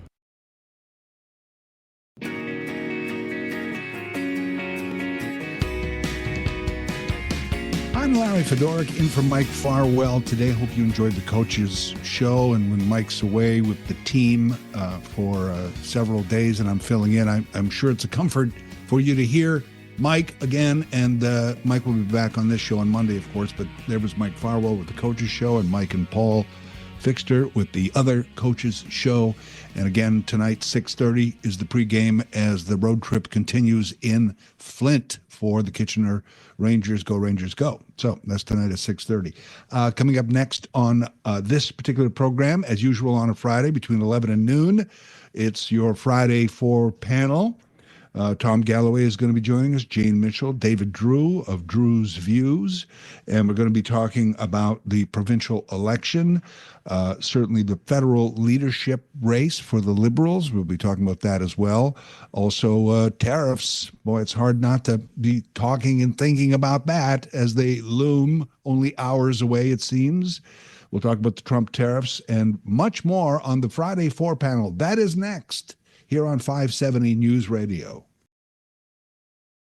Here's special guest host, Larry Fedoruk.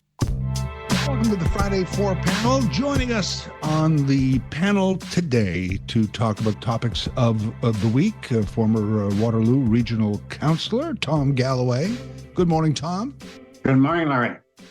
We also have former Councillor Jane Mitchell with us. Good morning, Jane. Good morning.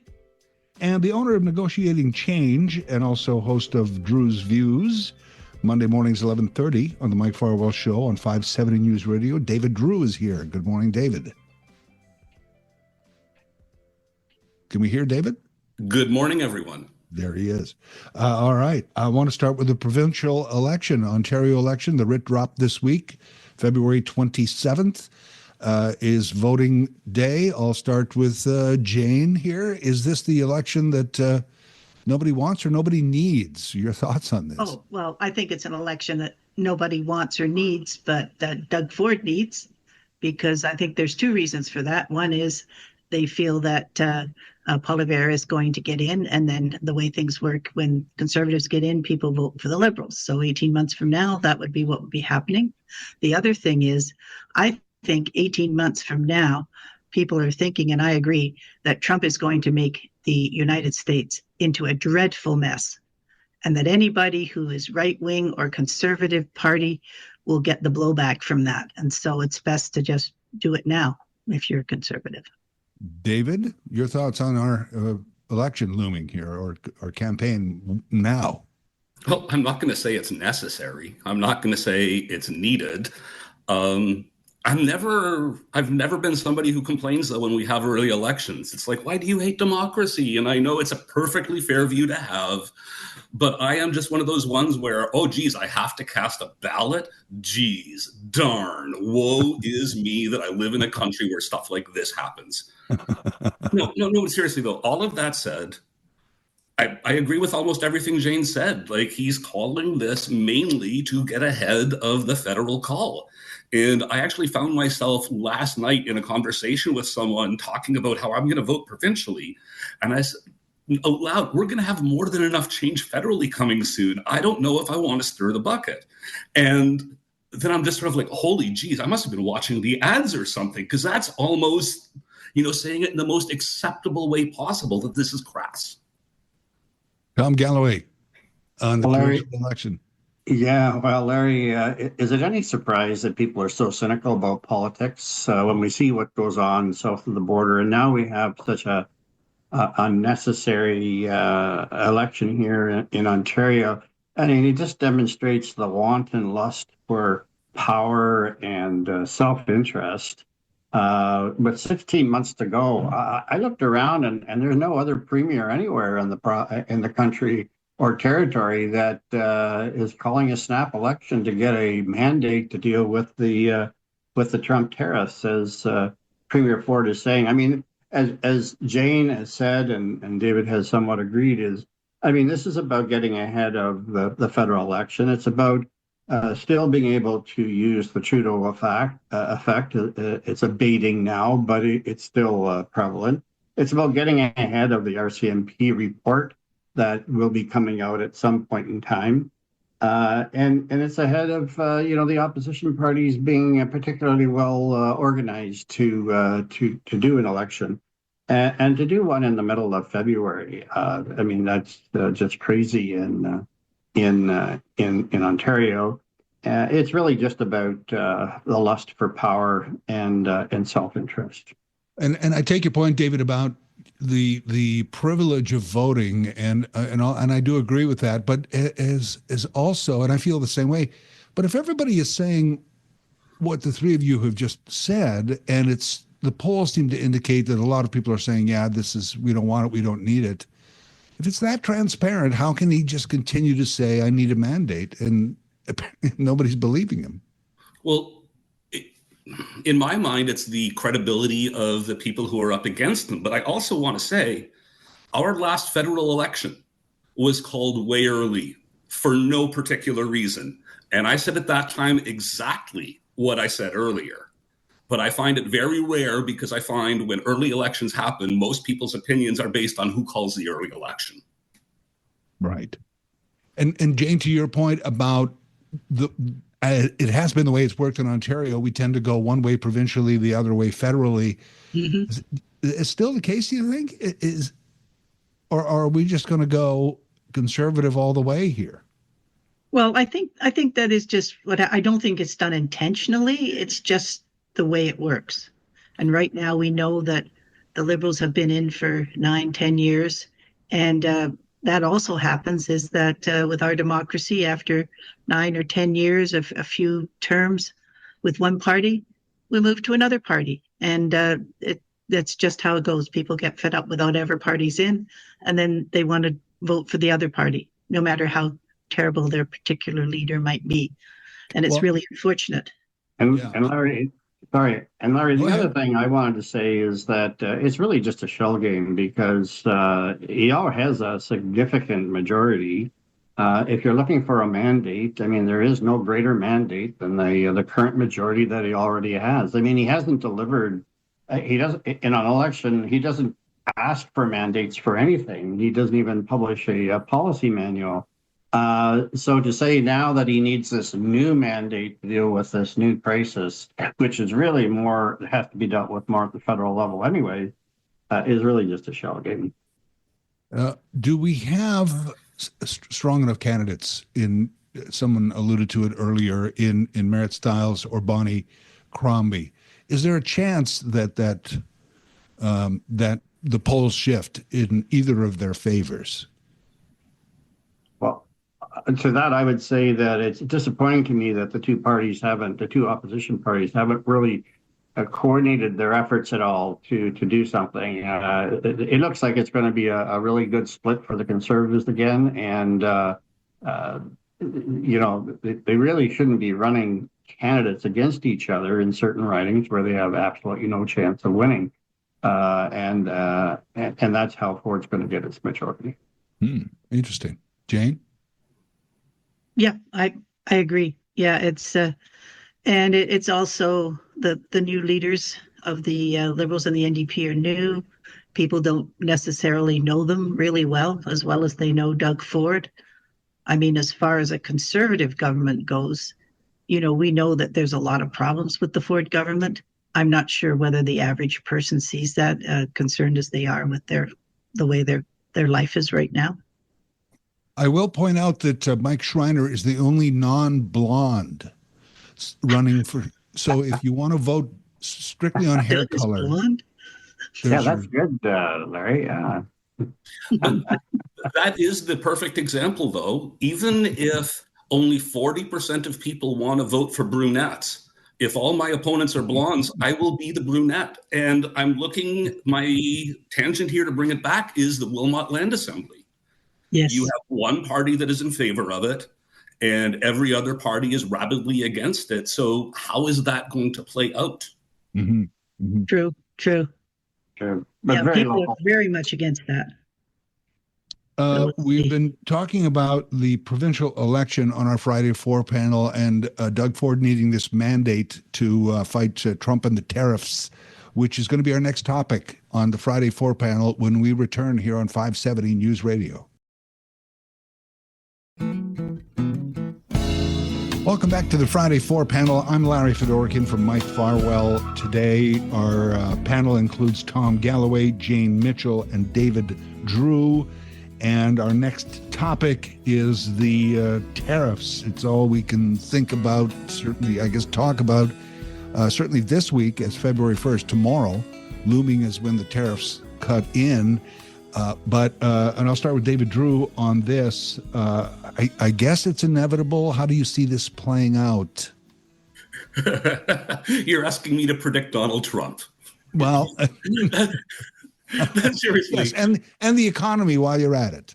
Okay, well, let's assume this goes forward at any level significantly on a quantity of it. It doesn't have to be 25%. If it's 20%, if it's 15%, we are hosed. And the spill-off effects are not just going to be in the industries that are directly affected, but we're looking at a dollar drop. It's a little bit spooky how big this could get. And also what both levels of government are going to have to do and spend to try and keep us whole, and how they will be tempted to go a little bit overboard that way and buy some votes. I am very afraid of this scenario because it's so unpredictable, and there's no good outcome from a trade war ever. And then we just also have the fact that this guy's a bit of a drunk with a nuclear power. You've got to be afraid. Mm-hmm. Mm-hmm. Jane Mitchell? Well, my question is, what about free trade? What happened to free trade? All of a sudden, free trade isn't working, doesn't work. We're going to have tariffs. It's just extremely odd that we already have a treaty, and then all of a sudden we're going to get these tariffs by executive order. That concerns me. But I know I was listening to CBC the other day, and they had somebody on who said that although not much fentanyl comes from Canada, that Canada imports the ingredients for fentanyl. And that's what we should be concerned about when they're in the States. And then I looked it up, and it turns out that the ingredients for fentanyl, which is making various opiates, a lot of those are used for pain management, for cancer, and have nothing to do with fentanyl. So it's a very strange thing. I think our government is doing its best to try and show them with this video that we are looking at the border, but really things go the other way. They go from the States to Canada. So it's Trump bizarreness, and that's all it is. It is bizarreness because I'm not sure if it's about trade deficits and fair trade, or it's about fentanyl and migrants. In both cases, fentanyl and migrants, apparently less than 1% come from Canada into the United States. But with fentanyl, we should not be a bit so complacent because our growth in what we've been sending to the States has been exploding. Like the growth curve is exploding. So I think that is more the issue than the raw volume. It's if we don't pay attention to this, how big will it be in 3 years with compound interest? Right. But I mean, go ahead, Tom Galloway. Well, there's very, very, very few economists that think that tariffs of this nature are a good thing, and they typically have negative effects on both sides of the equation, and they'll have some major. As David indicated, there's going to be some major effects here in Canada, but there's going to be major effects in the United States as well. And some of that depends on whether or not he excludes oil and electricity to tariffs, because if he doesn't, then there's going to be some really big effect. But all for what? It's just the sign of a bully. Because he can do it, he is likely going to do it because he's a bully. And what does he want out of this? Well, he does want to persuade more investment into the United States, cars and other things that he feels they can do more of. But if you look at almost everything he's done, including the tariffs that he may or may not put on. I still think there's some question marks about phasing in the amounts. Maybe not. Maybe he'll do it all. But everything he's done is really negative towards the people that support him, the middle class and others. It was the price of eggs. It was the price of eggs. Stupid. And people voted because of the price of eggs, and now the price of eggs are going to going up and are going to go up even further.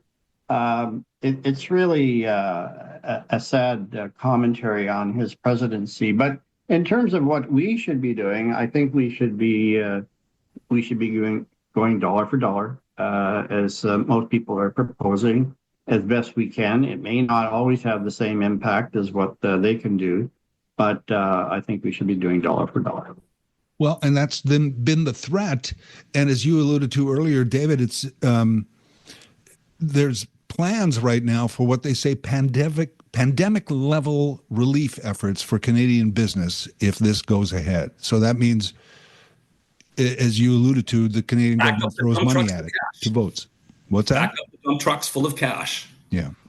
And then the other thing I think we need to look at historically, though, is until World War I, the whole manifest destiny thing was still very relevant in terms of how they looked at Canada. From World War I to now has been an aberration in history. The Monroe Doctrine really did, until we had fully established everything around World War I, they were still looking at all of our Western provinces saying, what, they can't settle them if they're not putting the land to use. Why don't we take it? So it may be that this is not the aberration. This is a return to the long-term trend.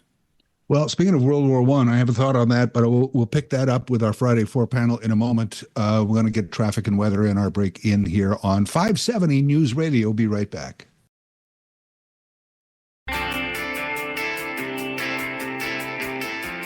With our panel, Tom Galloway, Jane Mitchell, David Drew, I'm Larry Fedoruk in for Mike Farwell, and we were talking about the Trump tariffs and probably could for the rest of the floor panel. We won't, by the way. We'll switch topics in a few minutes, but let's just kind of wrap this up. I was going to say, David, you were talking about Manifest Destiny, Monroe Doctrine, going back to World War I and even World War II, where, and your thoughts on this quickly, where Americans made their dollars so powerful and then detached it from the gold standard in the 70s with Nixon to the point now where it's the de facto world currency. If it's such a big currency, isn't it always going to be too expensive to manufacture in America, as Trump wants? Just because it's the biggest and most dominant currency doesn't mean it's the most valuable. You know, we are extremely low against the American dollar right now, but it wasn't that long ago that we were pretty darn near at par. We are at a very low space right now compared to the American dollar, but traditionally we've been above 80, 85 cents. And I mean, when I grew up, that was pretty much the norm. Mm-hmm. And it's like when you went below that, we were out of equilibrium for imports or exports, and vice versa if we went above that. And we've just gone through some crazy stuff. The tariff value that Trump is talking about adding would basically put us at par for the American dollar. And they feel, you know, this is an unfair advantage because we have such lousy productivity. Our dollar is so low, and he calls this an advantage for us. I call it a horrible disadvantage. Do you see manufacturing increasing in America? Because that's one of the alleged goals of the tariffs. Does anybody see that happening? I think over time there'll be some movement to repatriate certain production and investment in the United States. But already we're seeing some companies who are importers from China moving their production to other countries that may escape the tariffs. Because it's a very mobile situation now where you can pick up and move to other countries. As some manufacturers are, chasing the labor pool down to the lowest level they can around the world. And then the tariffs may well escape some of those products. So I don't know if everything's going to come back to the States. I think some stuff may relocate. Playing all definitely. Oh, I was just going to agree because apparently as wages are going up in China, then the companies are moving to India or they're moving to Malaysia. So they just move around. They chase the labor around the world. And to Africa, by the way, which is another topic. Yes. But we have to go to our news here. It's our Friday 4 panel. We'll talk about Team Canada and the changes happening at the federal level. That's next on 570 News Radio. Here's special guest host, Larry Fedoruk. And on the panel today, Tom Galloway, former Waterloo Regional Councillor. Former Regional Councillor Jane Mitchell is here, and owner of Negotiating Change and host of Drew's Views, which is heard 11:30 Monday mornings on 570 News Radio. David Drew is here. David, I got to ask you, I don't know if anybody's watching on Roger TV where we have the Zoom shots up, and I had a pretty good COVID beard going. Is this a tariff beard, do you think? Or I think you're muted right now, David.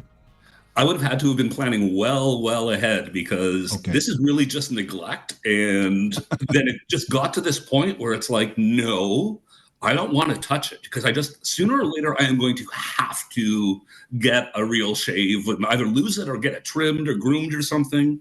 Right. But I just want to see how long I can just go Bushman. That's what I did. That's what I did, hair and beard and COVID. And it was cathartic. I don't know. There was something about it. It was kind of interesting. I might do it again. We never know. You may inspire me on this. There you go. David has fluffed it out for us if you're watching on Rogers TV. We've been talking about the provincial election and Doug Ford needing his mandate so he can fight Donald Trump on the tariffs. We've talked about the Trump tariffs and this Team Canada approach, and Team Canada is changing up at the federal Liberal level. What do you make of the Liberal race? Tom Galloway, I'll start with you on Mark Carney, Chrystia Freeland, front runners right now. In a month, we'll have a new leader. Well, there really are only two people. You've named them, Freeland and Carney. The others are running for future considerations. Cabinet positions, parliamentary secretary positions, trying to make a name for themselves. But the two front runners are, it's pretty obvious. It's between the two of them. But a couple of things that I'm interested in seeing is, number one, is will Carney commit to running for a seat if he does not win the election? I think that's the major question that he has to answer. If he is unsuccessful in becoming the party leader, is he still interested in being in Parliament and running in the election? I suspect the answer to that is yes, but that's a bit unclear. The other thing I find interesting about the whole situation is the pressure to recall Parliament, and I think that pressure is going to continue to grow. It's going to once Trump comes out, let's just say he does tomorrow or whenever with the tariffs. I think Canadians are going to demand that Parliament be recalled. It has to be at least the perception that the government is in control of the situation, and to be in the middle of a prorogued Parliament, even if there are other kind of programs that they can use to implement some of the reaction to the tariffs. I think Canadians are going to feel that there's just a whole void of leadership in Ottawa if Parliament is still prorogued. So I think there's going to be great pressure to recall Parliament. Jane, what are you watching when you're looking at the federal Liberal leadership race? Well, I'm looking at is there any possibility for the Liberals to get back in? I don't think there's a possibility for the NDP. I looked at the polls this morning, and it's still 45% for the Conservatives. And what happened was I got an email, and the email was all excited and said, the Liberals, everything, Trudeau is gone, and we're moving up in the polls. But actually, they're still only 22%. So it's going to be a hard row, and I think both Carney and Freeland are good. Either one could be really good. I don't know which one can go the best against Poilievre. Are people not listening to what Poilievre says? Like they didn't listen to Trump, and that's I think a real concern. As far as I'm concerned, I don't know why he has to run like that.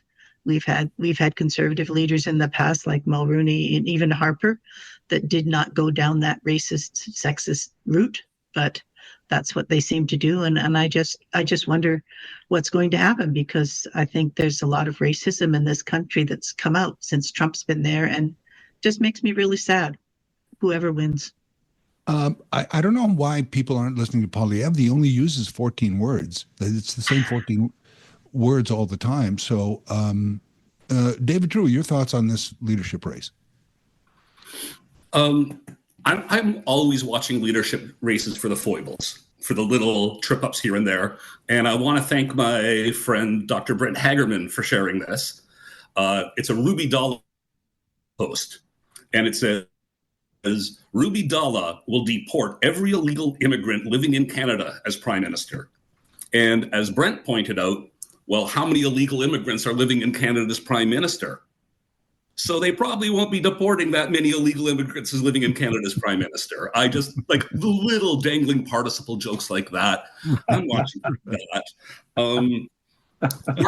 I honest to God think Mark Carney's got it locked up, and Chrystia Freeland might be better off getting out before the ballots are counted, because a horrible result is a different result than not winning. And I think she might be heading for a horrible result at this point. He has locked up so many of the best organizers. Forget about endorsements, because you never know what they're worth from MPs. They might just be saying, yeah, I support you, or they might be actually working their networks for you. You don't know what it is. I'm just waiting for it to be over. Well, yeah, as they say, careful what you wish for. But I know what you're saying. No, I know what you're saying. When I was amazed, because I've always been a Chrystia Freeland fan, I guess, if you want to put it that way, how much of the support from the cabinet she's been in for 10 years went to Carney. I don't know what that says about her, or if anything. It says that Brutus doesn't get appointed to succeed Caesar. She is perceived as having put the knife into Trudeau, and as much as Liberals wanted him to get out of the way, they still like him. And Right. so how she went about it, was a bit scorched earth for a lot of Liberals. Well, I think, Larry, though, that Carney's advantage and Freeland's disadvantage is how people perceive the connection to Trudeau. I mean, Trudeau has overstayed his welcome. He's done some good work, I think, over the years, but probably should have gotten out at least one term earlier. And she's connected at the waist. She had to demonstrate her separation from Trudeau. They learned from Kamala Harris and what happened south of the border with her not distancing herself enough from Biden. So, I mean, it had to be kind of an unceremonious situation in order to try to create that. But Carney comes in. Poilievre is trying desperately to connect Carney to Trudeau, just as Ford is trying to desperately connect Bonnie Crombie to Trudeau to try to take advantage of that effect, which I think is going to abate as time goes on. And people start refocusing on the future as opposed to the past. Just before break, last thoughts on this from Jane? I think right now, being a woman politician in leadership seems to not be the way to go. Once Kamala lost, and part of that was racism and sexism. Let's be frank. And I think people are looking at women and going, not this time. And I think that's extremely unfortunate that, the people that are the best may not get in now. With Carney and Freeland, they are pretty well even as far as background. But this is how it seems to me. And that Ford is thinking, oh, look, I've got two women opponents. I'm just in because, everybody's going to not vote for women right this time. And that I think You're putting words in his mouth in a bad way there.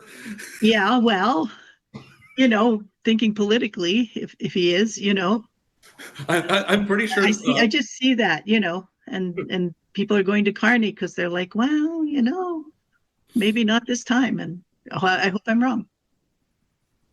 The concept, Carney is very prime ministerial. I mean, I know he's not running for prime minister right now per se, but he's very prime ministerial.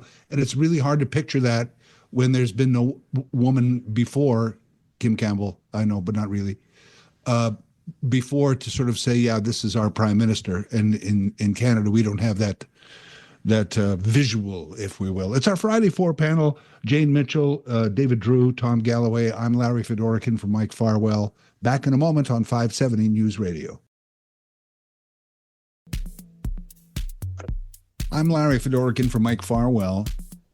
And our Friday 4 panel today, Tom Galloway, Jane Mitchell, David Drew.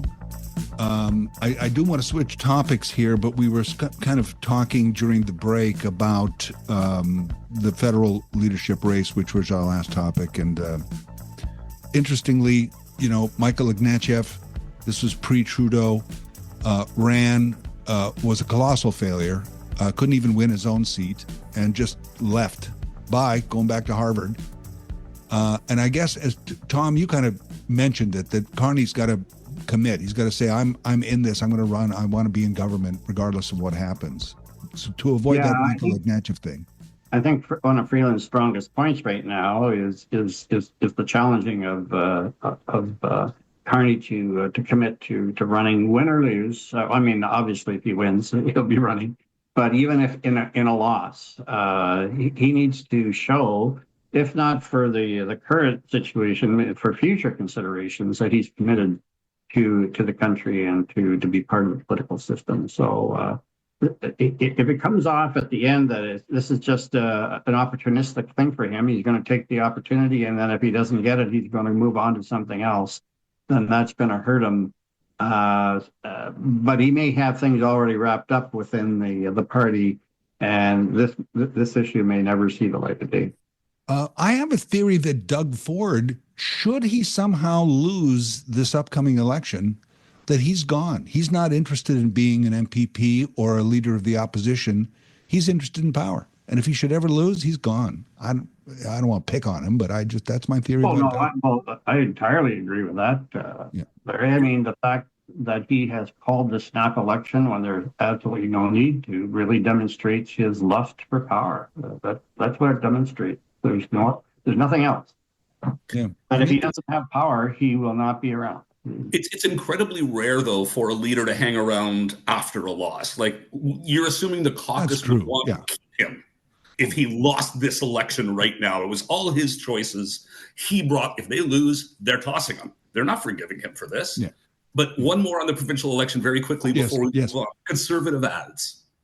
They end with the anti-Bonnie Crombie ones, and they end with, and as mayor, she raised taxes in this economy. And that just makes me tear my hair out, because every mayor is raising taxes every year because they need the money. And to all of a sudden single her out like that, I'm just like, oh my gosh, if this actually works, Ontarians are dumb. And it's because of downloading that they have to exactly from the province that they have to raise taxes. Yeah, it's awful. And Toronto's raising 7%, so Anyway, sorry for the sidetrack. No, it's not a sidetrack. It's good. It's just a flow of conversation, because really, what prime minister, what president, who's lowered taxes ever? Is anybody lowered taxes? At the higher levels, it happens. Well, it's quite how it happens, because we're all in debt, and the deficits are growing every year, but you still find ways to cut taxes. I mean, we just had an HST holiday, or we're still in the HST holiday. Mm-hmm. And the income tax, one of the level of income tax, it's 20% in Canada, 22% in the States. So, ours was lowered a little bit, the income tax rate for one of the levels. So it can happen, but yeah. Municipally, you're not allowed to run a deficit. Cities, this is their only revenue. Taxes, water, etc. There's very limited revenue streams when you're a municipality or a city. And you also have the unfunded mandates of just picking up on the province's mandate that you're not funded to do, but it's your community, so of course you're doing it. Right. It's incredible the amount of money that municipalities are now spending on provincial responsibilities. Housing, homelessness, these aren't items that the property tax was ever intended for. Consumption and income taxes are intended for those kinds of things, not the property tax. Yep. Yeah. Municipalities have it so bad. I would never want to be mayor. That would just be like the biggest exercise in frustration. I mean, when you talk about homelessness, and part of that, and certainly not all of it, is the part of it is immigration issues, which immigration are federal policies, and then the provinces. But that, for example, where do all these people go? They go to cities and towns, and it suddenly becomes the cities and towns' responsibility for housing and all of it, where the funding isn't there. So that's one example, but I think in general it's got to be this 3-level of government system. But even more than 3 levels of government, like you look at Conestoga College, how many international students they were admitting. If they're not at the table as well and part of the conversation, how do the cities prepare?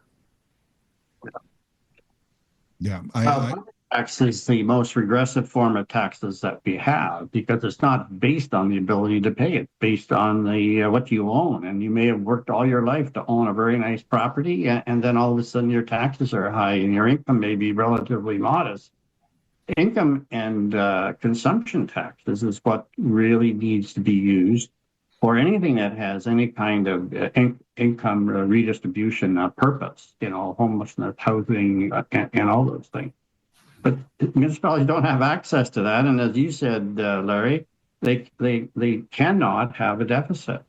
If they have a deficit, that's the first line on the next year's budget, and so they have to raise taxes inordinately in order to keep up with some of the programs that the province is not properly funding. It's a difficult situation, and when I was at council the other night and I had an opportunity to speak to them, I actually spoke to that particular point. Mm-hmm. And believe me, I'm not saying deficits and debt are a good idea, a good out for everybody at all. But at least there is that the game, the money game that other levels of government can play a little more than certainly municipalities. Bit of a sidebar here on the Friday 4 panel, but a good one, I think. We will continue here in a moment. This is 570 News Radio.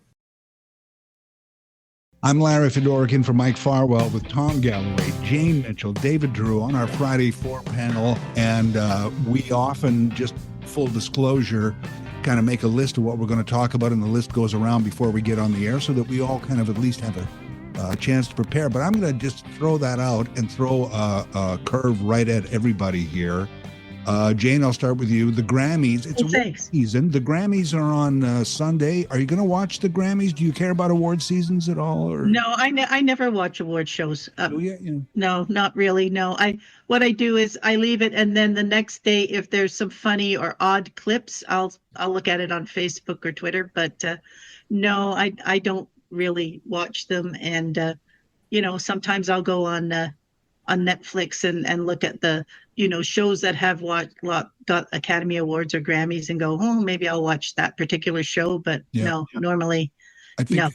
I think you nailed it. That's exactly what I think a lot of people are doing, and that's certainly what I've done, especially over the last decade or so, is just wait for what comes up on social, because who wants to spend 4 hours on the Oscars watching or the Grammys a little better because they have performances, but anybody a big music fan, Tom? Is it Grammys on your schedule? No, the Grammys would not be on my my playlist for the weekend or whenever it is.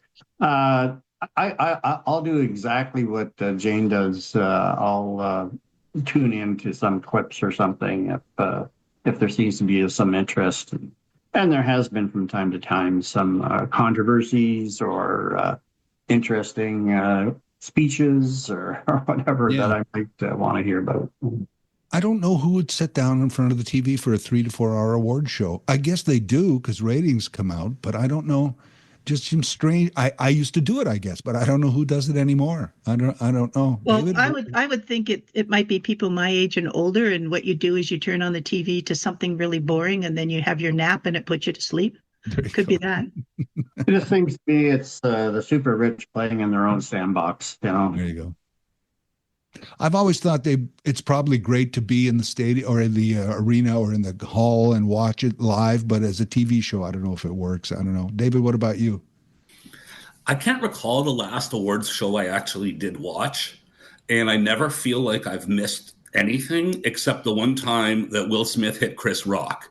Right. And that's just it. Oh, I should have watched the entire awards show for that. No, the clip was everywhere to be found. But that was the first time where I felt like I had missed out on something by not watching the awards show. So I really can't say that I feel like I miss anything.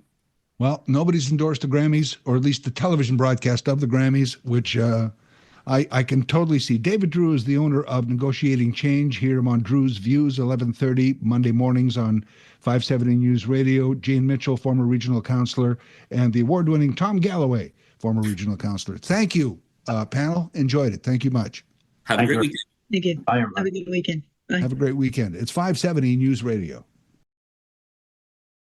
Here's special guest host, Larry Fedoruk. Take out the papers and the trash, or you don't get no spending cash.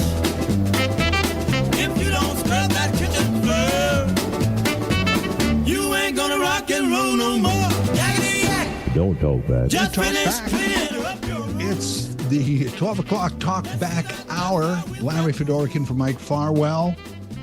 519-570-2545. What's on your mind? 1-800-570-5715. What's on your toll-free mind? Or star 570. What's on your cellular brain? So let me know. It's all up to you this hour, whatever you want to talk about. Is it the looming tariffs, tomorrow's tariffs? Somebody asked an interesting question, a caller earlier on in the show. When will we notice? If the tariffs go in at, midnight or whatever time, February 1st, suddenly tariffs across the board, and we respond immediately, when do we pay $18 for a box of Cheerios at the store, right? When do we start noticing companies shutting down or moving or job losses? When do we start? Hard to say. It rolls out over time. There's a lot of detail. There's a lot of back and forth when you get down to all the levels of all the different manufacturers, companies affected. And as David Drew mentioned on our Friday 4 panel, the what's the term he used? But the trickle down effect, how it's going to affect everybody down the line of the economy. Somebody might have a job or say, well, it's never going to really affect me. I don't deal in that. Yeah, but then this company's affected, these job losses happen, and less money to spend here, or things are stretched in here, and suddenly your job is no longer there because your company is struggling and it has to shut down or cut. So it's really just could be devastating to the economy as a whole. But immediately, I don't think we notice the difference.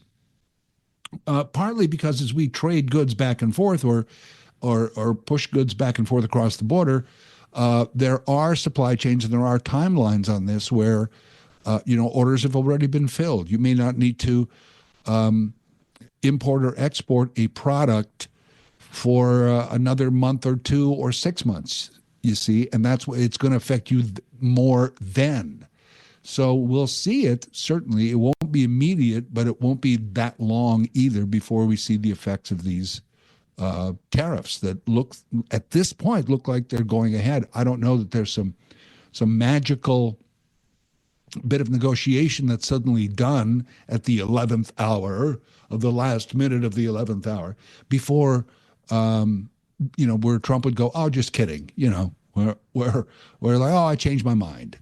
Which could happen, I guess, but I don't think we can. Hope is not a strategy, as they say. I don't think we can count on that. I think negotiations, as they are, continuing in Washington, D.C., and a plan to respond continues in Ottawa, Canada.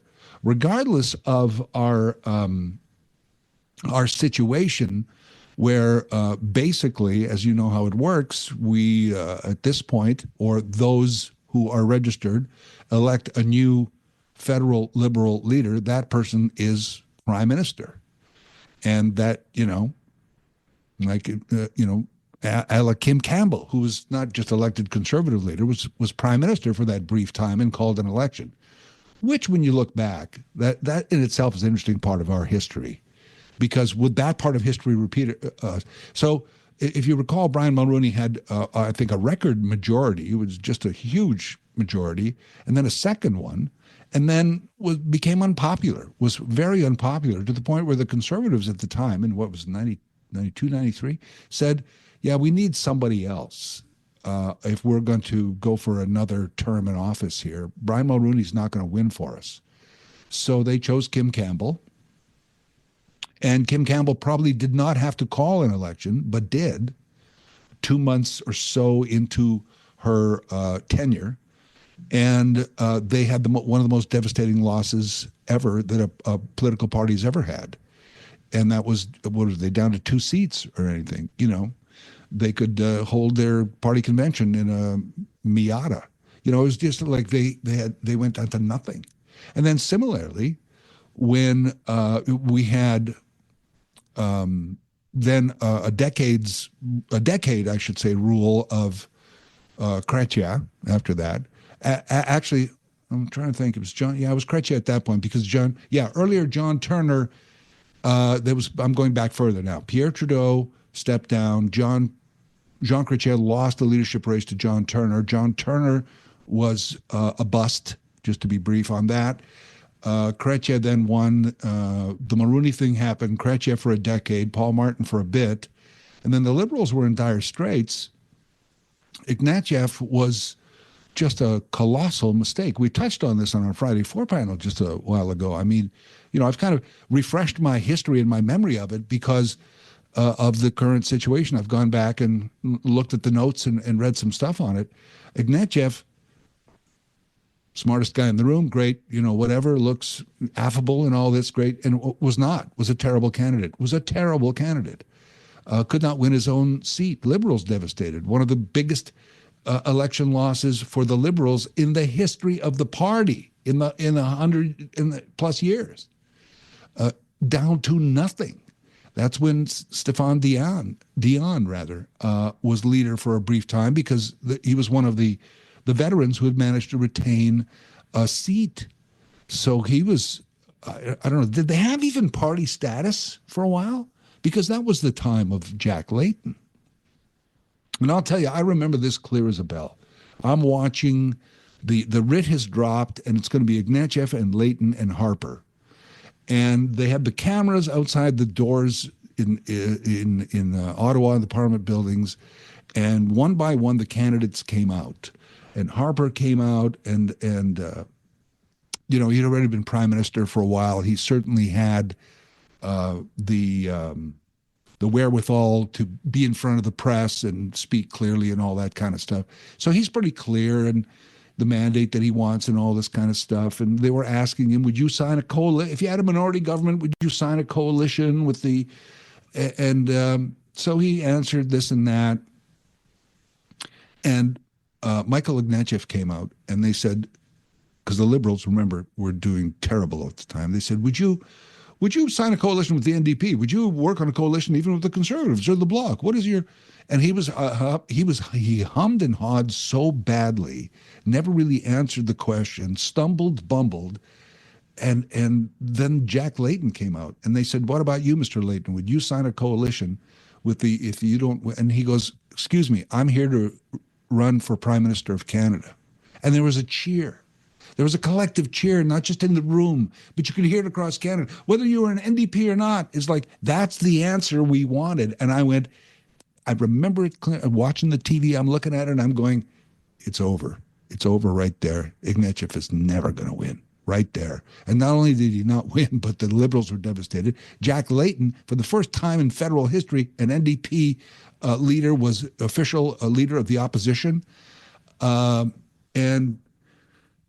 hard to tell if Mr. Layton's health had stayed with him, what might have happened after that. It's difficult to tell. That's the closest they ever came. And they've had some wonderful people. I'm going back to like the Ed Broadbents and Stephen Lewis's of the world, but Jack Layton was the one that sort of kind of was able to push it just that much further.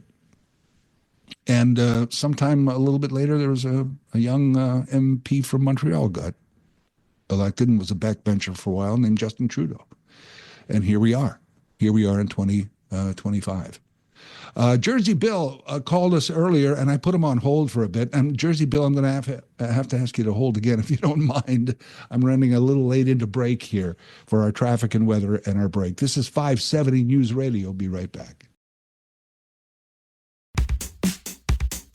I'm Larry Fedoruk, in for Mike Farwell, 12 o'clock Talkback Hour.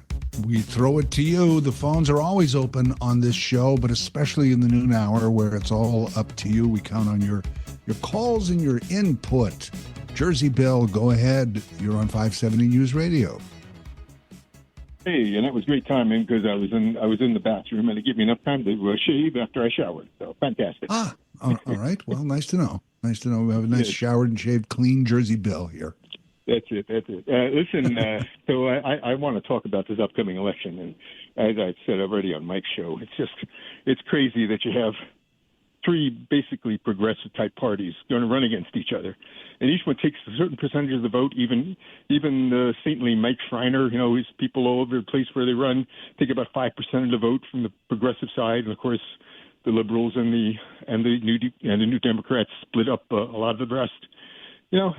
Either they're going to find a way to get together and put forth a single progressive alternative to the Conservatives, or they're going to be beaten like a drum, certainly in Ontario, with Ford getting his 35-40% of the vote, but which will give him 70, 80, 90 seats, who knows what.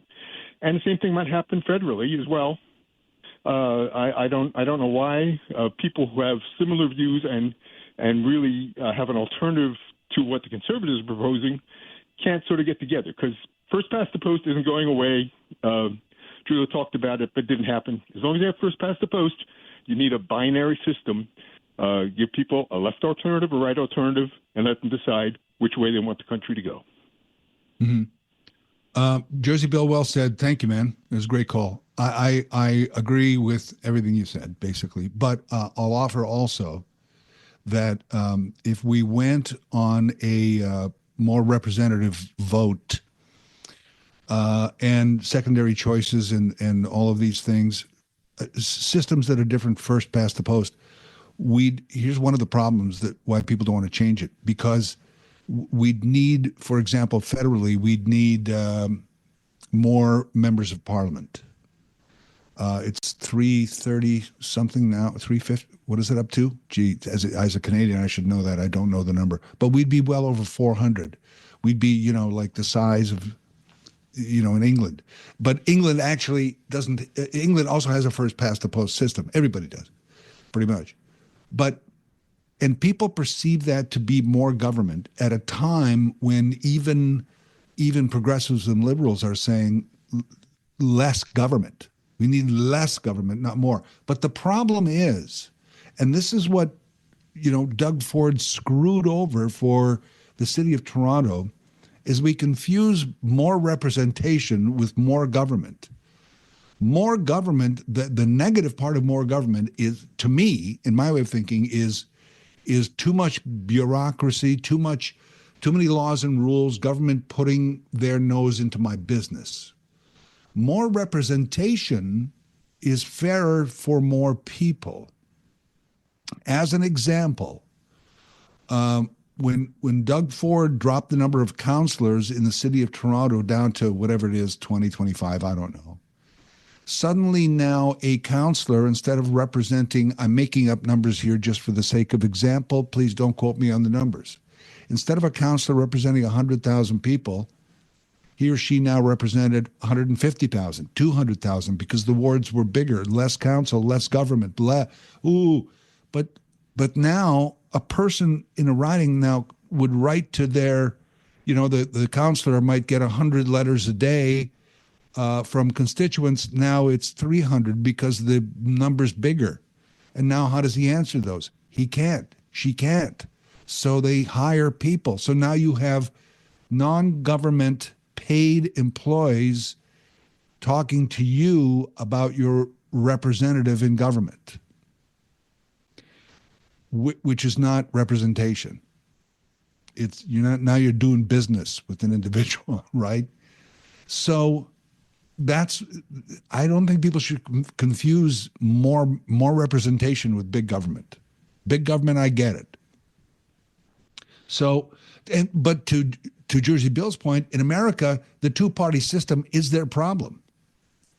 In Canada, I agree, we have 3 on the left, 1 on the right, at least provincially, and the left vote splits up. Federally, Maxime Bernier has a party, it's on the right.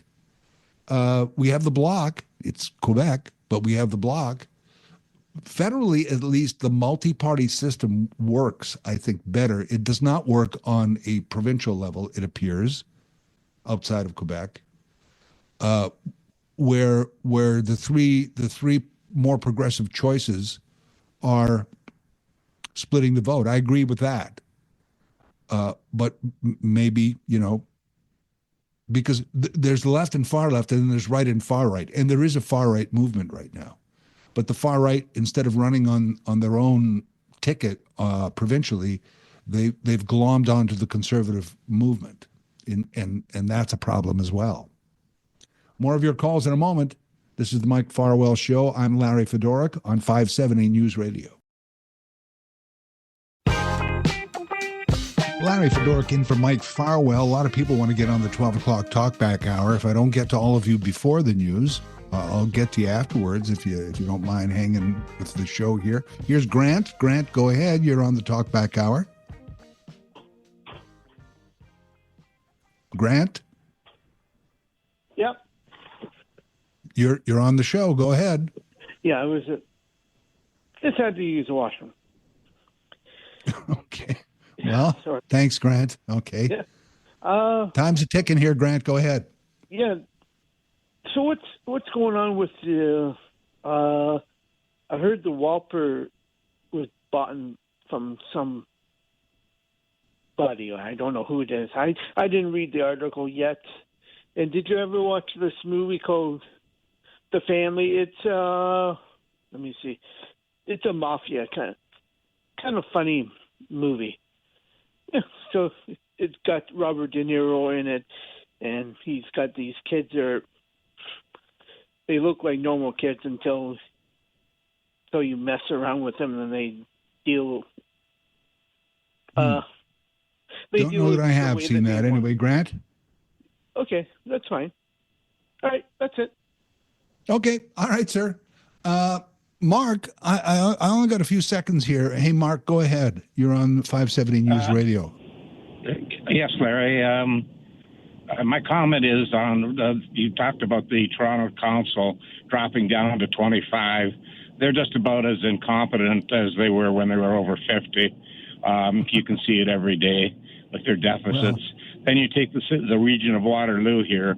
We have so many politicians, and none of them are doing anything. They cross over, and I have spent a lot of time trying to talk and get things resolved in the cities and in the region. You never know which department to talk to, and I have found that, and I've recorded this over the last 10 years, almost 40% of the time, whoever you're phoning to in staff and in council does not return your call. They say, we'll have somebody call you, and they never do. And it got worse after COVID. Yeah. Mark, see, that's the problem. It's individual efforts and the job they do. That's part of the equation as well that we didn't get to earlier. We'll get to more of this in your calls to 570 News Radio back in a bit. Here's special guest host, Larry Fedoric. And let's get right to more of your calls on the 12 o'clock Talkback Hour, 570 News Radio. Welcome, Terry, to the show. Hey, Terry. Hey, hi, Larry. A couple of days ago, you had a caller, the one you hung up on because he was criticizing you for your agenda and your views. I didn't hang up on him. I didn't. I know. Okay. I swear to God, the call just stopped, and I was like, "This is going to sound like I cut him off." Miraculously, anyway. But it's funny. While he was criticizing you, he was spewing his own agenda. Pretty much, yeah. But what I don't understand is if you don't like what someone's saying on the radio, whether it's a caller, a host, or even a guest, just turn the dial.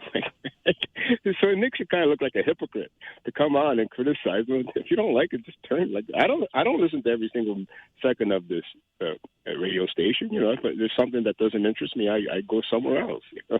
Right. If there's a guest that I don't agree with, I don't like what he's saying, I go somewhere else. I mean, it's just hilarious when people call in and attack someone. Like it's so hypocritical. I don't know what they're thinking, but it doesn't shine a bright light on them anyway. So that's all I have to say, Larry. And have yourself a great weekend. I hope you come back soon again. You bet, Terry. Actually, I think I'm supposed to be back in a couple of weeks. So yeah, so far, barring any unforeseen circumstances, I might be back in a couple of weeks for a day or two only next time. Yeah, listen, do you know who Christiane Amanpour is? One of I admire's journalist, CNN for years and years and years, still there. She also has a PBS show, I think, and she said, my job is not to be fair and balanced. My job is to be accurate. And that's kind of how I look at being on news radio as a talk show host. I don't care about fair and balanced. I'm trying to be accurate. And I do have a point of view, but I do not have an agenda. Anyway, toll-free Jay, go ahead. You're on 570 News Radio. Larry, some people call me Curly. All right, sir. So I just wanted we were talking about the old cars the other day. Does Cadillac still make the Fleetwood? I don't know if it's called a Fleetwood. I don't think they do. You remember the Fleetwood from years ago? Oh, yeah. Yeah. You know, GM, they went down when they stopped doing the Deltas, the Caprices, and the Roadmasters. GM is not what they used to be. I love the Cadillacs, the old Cadillacs, man. Now you had a Beetle, did you? Yeah, and you know what car I got after the Beetle? What was that? A Cadillac. No. Oh yes. Yeah. What year was yours? I went from Beetle to Cadillac. Oh yeah. I ended up having 3 of them in a row. Cadillacs.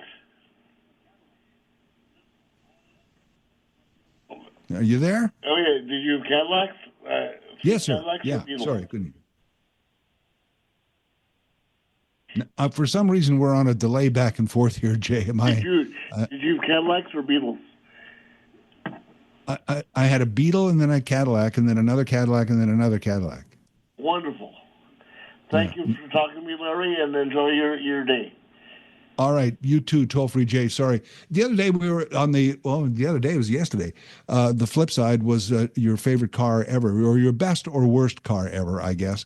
A lot of people were nostalgic about their first cars, and yeah, a lot of people around my demographic were calling and saying, I've had 10 or 11 cars in my life, and I did a count once too, and it's probably somewhere around there, you think, and then you change cars every few years.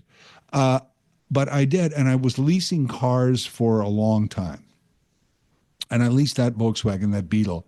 And it was like a 2000. And it just didn't, I don't know. Maybe I had a bad one. That's all I'll say about that. Funny story about my Beetle. It was in for service all the time. And it's in for service, and I'm on the bus going to the dealership to get my car so I can go to work. And riding along, I look out the window and I see, that's just like my car. And then I notice the license plate, and it is my car, and it's at a coffee shop. And I see some guy coming out with like 2 big trays of coffee, like 8 coffees, and he gets in my car. And I'm like, what the? Some guy in coveralls, So I get to the dealership, and I'm like, are you using my car for a coffee run? And he's like, no, sometimes when we fix a car, we take it for a road test. And so I was like, I don't know, man, that's borderline. Okay, I get it. And if you're a road test, you're like, hey, while you're out on a road test, can you pick me up a double-double? I guess so. But it was a little shifty there. So just everything about that car was a nightmare. My lease guy calls me, and I go, yeah, so this Volkswagen's a nightmare. What do you got? He goes, I got a deal on a Caddy, and it's some guy drove it for like 3 months, didn't like it. It was too big for him. Would you be interested? And because it was used, so to speak, it was the cheap, still had the new car smell. And I'm like, yeah, I'll take that lease. Loved it. Got another one, and then another one. And because I always loved the Cadillac, because of nostalgia. As a kid, the Cadillacs were these huge, beautiful cars, and I still love the old ones, although hardly practical in today's electric world. But back in the good old, good old days of fossil fuels and exploding engines, pistons exploding for you to go down the road, the Cadillac, man. And I wanted one. So once in my life, I wanted to drive a Cadillac, and I did for about 10 years. Before I went, okay, this is silly. You had your fun. Nobody cares. And that was during a time when Cadillac wasn't necessarily the hot car to have. The hot car to have would have been a Mercedes or a Beamer or something, so I was the old guy in the Cadillac, still driving down the street with my signal light still on from when I left the house this morning, But it was so fun to be able to do, and then to do for a while, to say, a lot of people just made fun of me for having a Cadillac, but that was okay. I enjoyed it. But that was yesterday's car conversation. What's on your mind today? It's the 12 o'clock Talkback Hour. So give us a call. It's just, it's easy. It's star 570 on your cell. You can call toll-free, like toll-free Jay, at 1-800-570-5715 or 519-570-2545 locally. More of your calls in a moment here on 570 News Radio.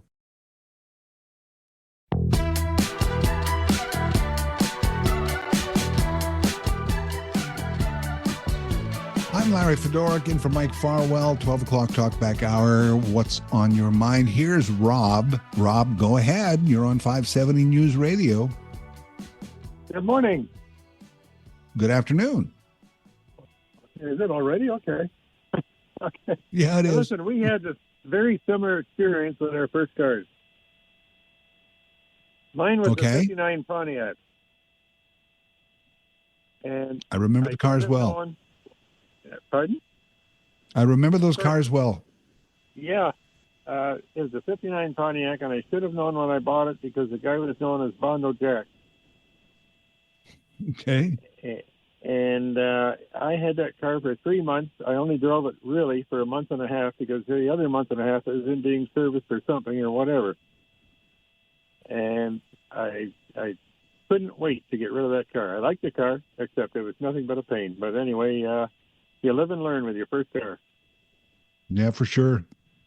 And I don't know. Thanks, Rob. I don't know what it is, the Pontiacs, 59 Pontiac, good car. But in all cars, I guess one or two roll off the assembly line and just something didn't fit, or somebody didn't screw that part in tight enough, or whatever it is in these cars. Because generally, I mean, there's a few just bad cars out there that have a terrible reputation, but most people really upset with a car, a particular brand of a car, a model of a car. A lot of people was like, no, that was I had one. It was great. So there's that. A lot of people had Volkswagen Beetles and they were great. Mine was not great. I didn't have the great experience with mine. Also, the last stick car I drove, it was a 4-speed, 5-speed? Did it have a 5? Whatever, but it was standard transmission. And the last one I drove, which was kind of fun for a smaller car, have a standard transmission. But after that, I was like I said, I leased a used Cadillac, and you're not going to have a standard transmission in a used Cadillac. So not a late model one anyway. So there you go. But it's funny how next time I'm on, we might have to talk cars again, because yesterday's Flip Side was very popular, and it's all obviously kind of dragged over to another day here. Speaking of reminiscing, if you check out my podcast this week, I do a weekly podcast called Later That Same Life, and it's much like a radio talk show in which you switch topics. So every week I switch topics. So it's not a podcast about golf or about cars or about architecture or about anything. It's something different every week. It's what's in the news, what are people talking about, what are people thinking about. I pick one of those topics and I do a 20-minute podcast on it, and it's relatively popular, I guess, and it's won or been nominated for a few awards, bully for me. So by the way, Canadian award winning, there's no money in that. Right. In America, you win an award, you can say, ooh, now I'm going to make some money. Usually in Canada, you win an award. It's nice, but there's no money in it. So the latest one is about the demise of the cherry blossom. Now, a lot of people go, cherry blossom, what is that? Even if you're of a certain demographic, you may have to go and remember that it was a chocolate confection. And it's a candy bar. It's a chocolate bar, but it's not really a bar. It's a big lump of chocolate, and inside is a maraschino cherry in cherry syrup. And inside the chocolate is a little bit of shredded coconut and some roasted peanut bits. And it's been around since 1890 something. It's been around for 130 some years, and it was a Lowney's cherry blossom. And you could often, if you couldn't find them anywhere else, the dollar store, your local dollar store would carry them in that, that maze of an aisle they have for you to line up and pay at the dollar store. And it's full. They're not the only store to do this, but they do this. And it's full of all these last minute impulse items that you should pick up. And it works as a retailer. It works for them. Let me tell you, you can find cherry blossoms in that little aisle usually. And I guess a few other places. But for most of us, haven't had a cherry blossom probably since you were a kid. And now Lowney's, over the years, the 60s, the 80s, they got taken over by a couple of different people, but eventually landed in the corporate portfolio of Hershey's. And Hershey's Canada said, this is a couple of weeks ago, this is this year, said they are discontinuing the cherry blossom. And I just had a couple of years ago from a dollar store. I even posted about it, and I found the post, and I was like, yeah, I found the date of my post, because yeah, that's the last time I had a cherry blossom. And then when I found out they were discontinued them, I ran across the street to my little convenience store, and they had 9 of them left. So I bought them all. Bought 9. Still have 5 left. I'm trying to ration myself. But it's kind of too bad, huh? Anybody remember the cherry blossom? If you still find any of them and you want to hoard them for a while, I've got 5 left. I may freeze them and then next year sell them for $25 a piece on eBay. I don't know. I'm not going to do that. I'll eat them. They won't last. But here's Tom. Tom, go ahead. You're on 570 News Radio. How you doing this evening? This morning, afternoon, guys. Yeah, good. How are you? Good. Okay, I have a question. As I said to your screener, could you tell me who the NDP representative for Cambridge is? Do I what now? Would you know who the representative for the NDP in Cambridge is? Off the top of my head, no. No, and this is we're having an election here, and the last provincial election, not one candidate, it was liberal, progressive, conservative, NDP, or Green, knocked on our doors around this area, and in part of the voter turnout, you don't know who you're voting for. You don't know. We know who the Liberal candidate is in Cambridge, but again, I know it's a short window for in there, but everybody seems to be focusing on certain areas and certain demographics. And this is kind of confusing or upsetting. And it'd be great if they had a town hall session where people could come out and ask questions that aren't scripted or questions that the candidates would approve before they're being asked. So you get some insight of who to vote for. Yeah, that's a great idea. But unfortunately, we don't get that opportunity. And then when there's no election, you don't hear anything from anybody. You get a newsletter in from your MPP or MP, but you don't really get to see it, have an upfront conversation with anybody. Isn't that interesting, Tom? Those are great points. Appreciate the call. Thanks. This is the 12 o'clock Talkback Hour. More of your calls in a moment. 570 News Radio.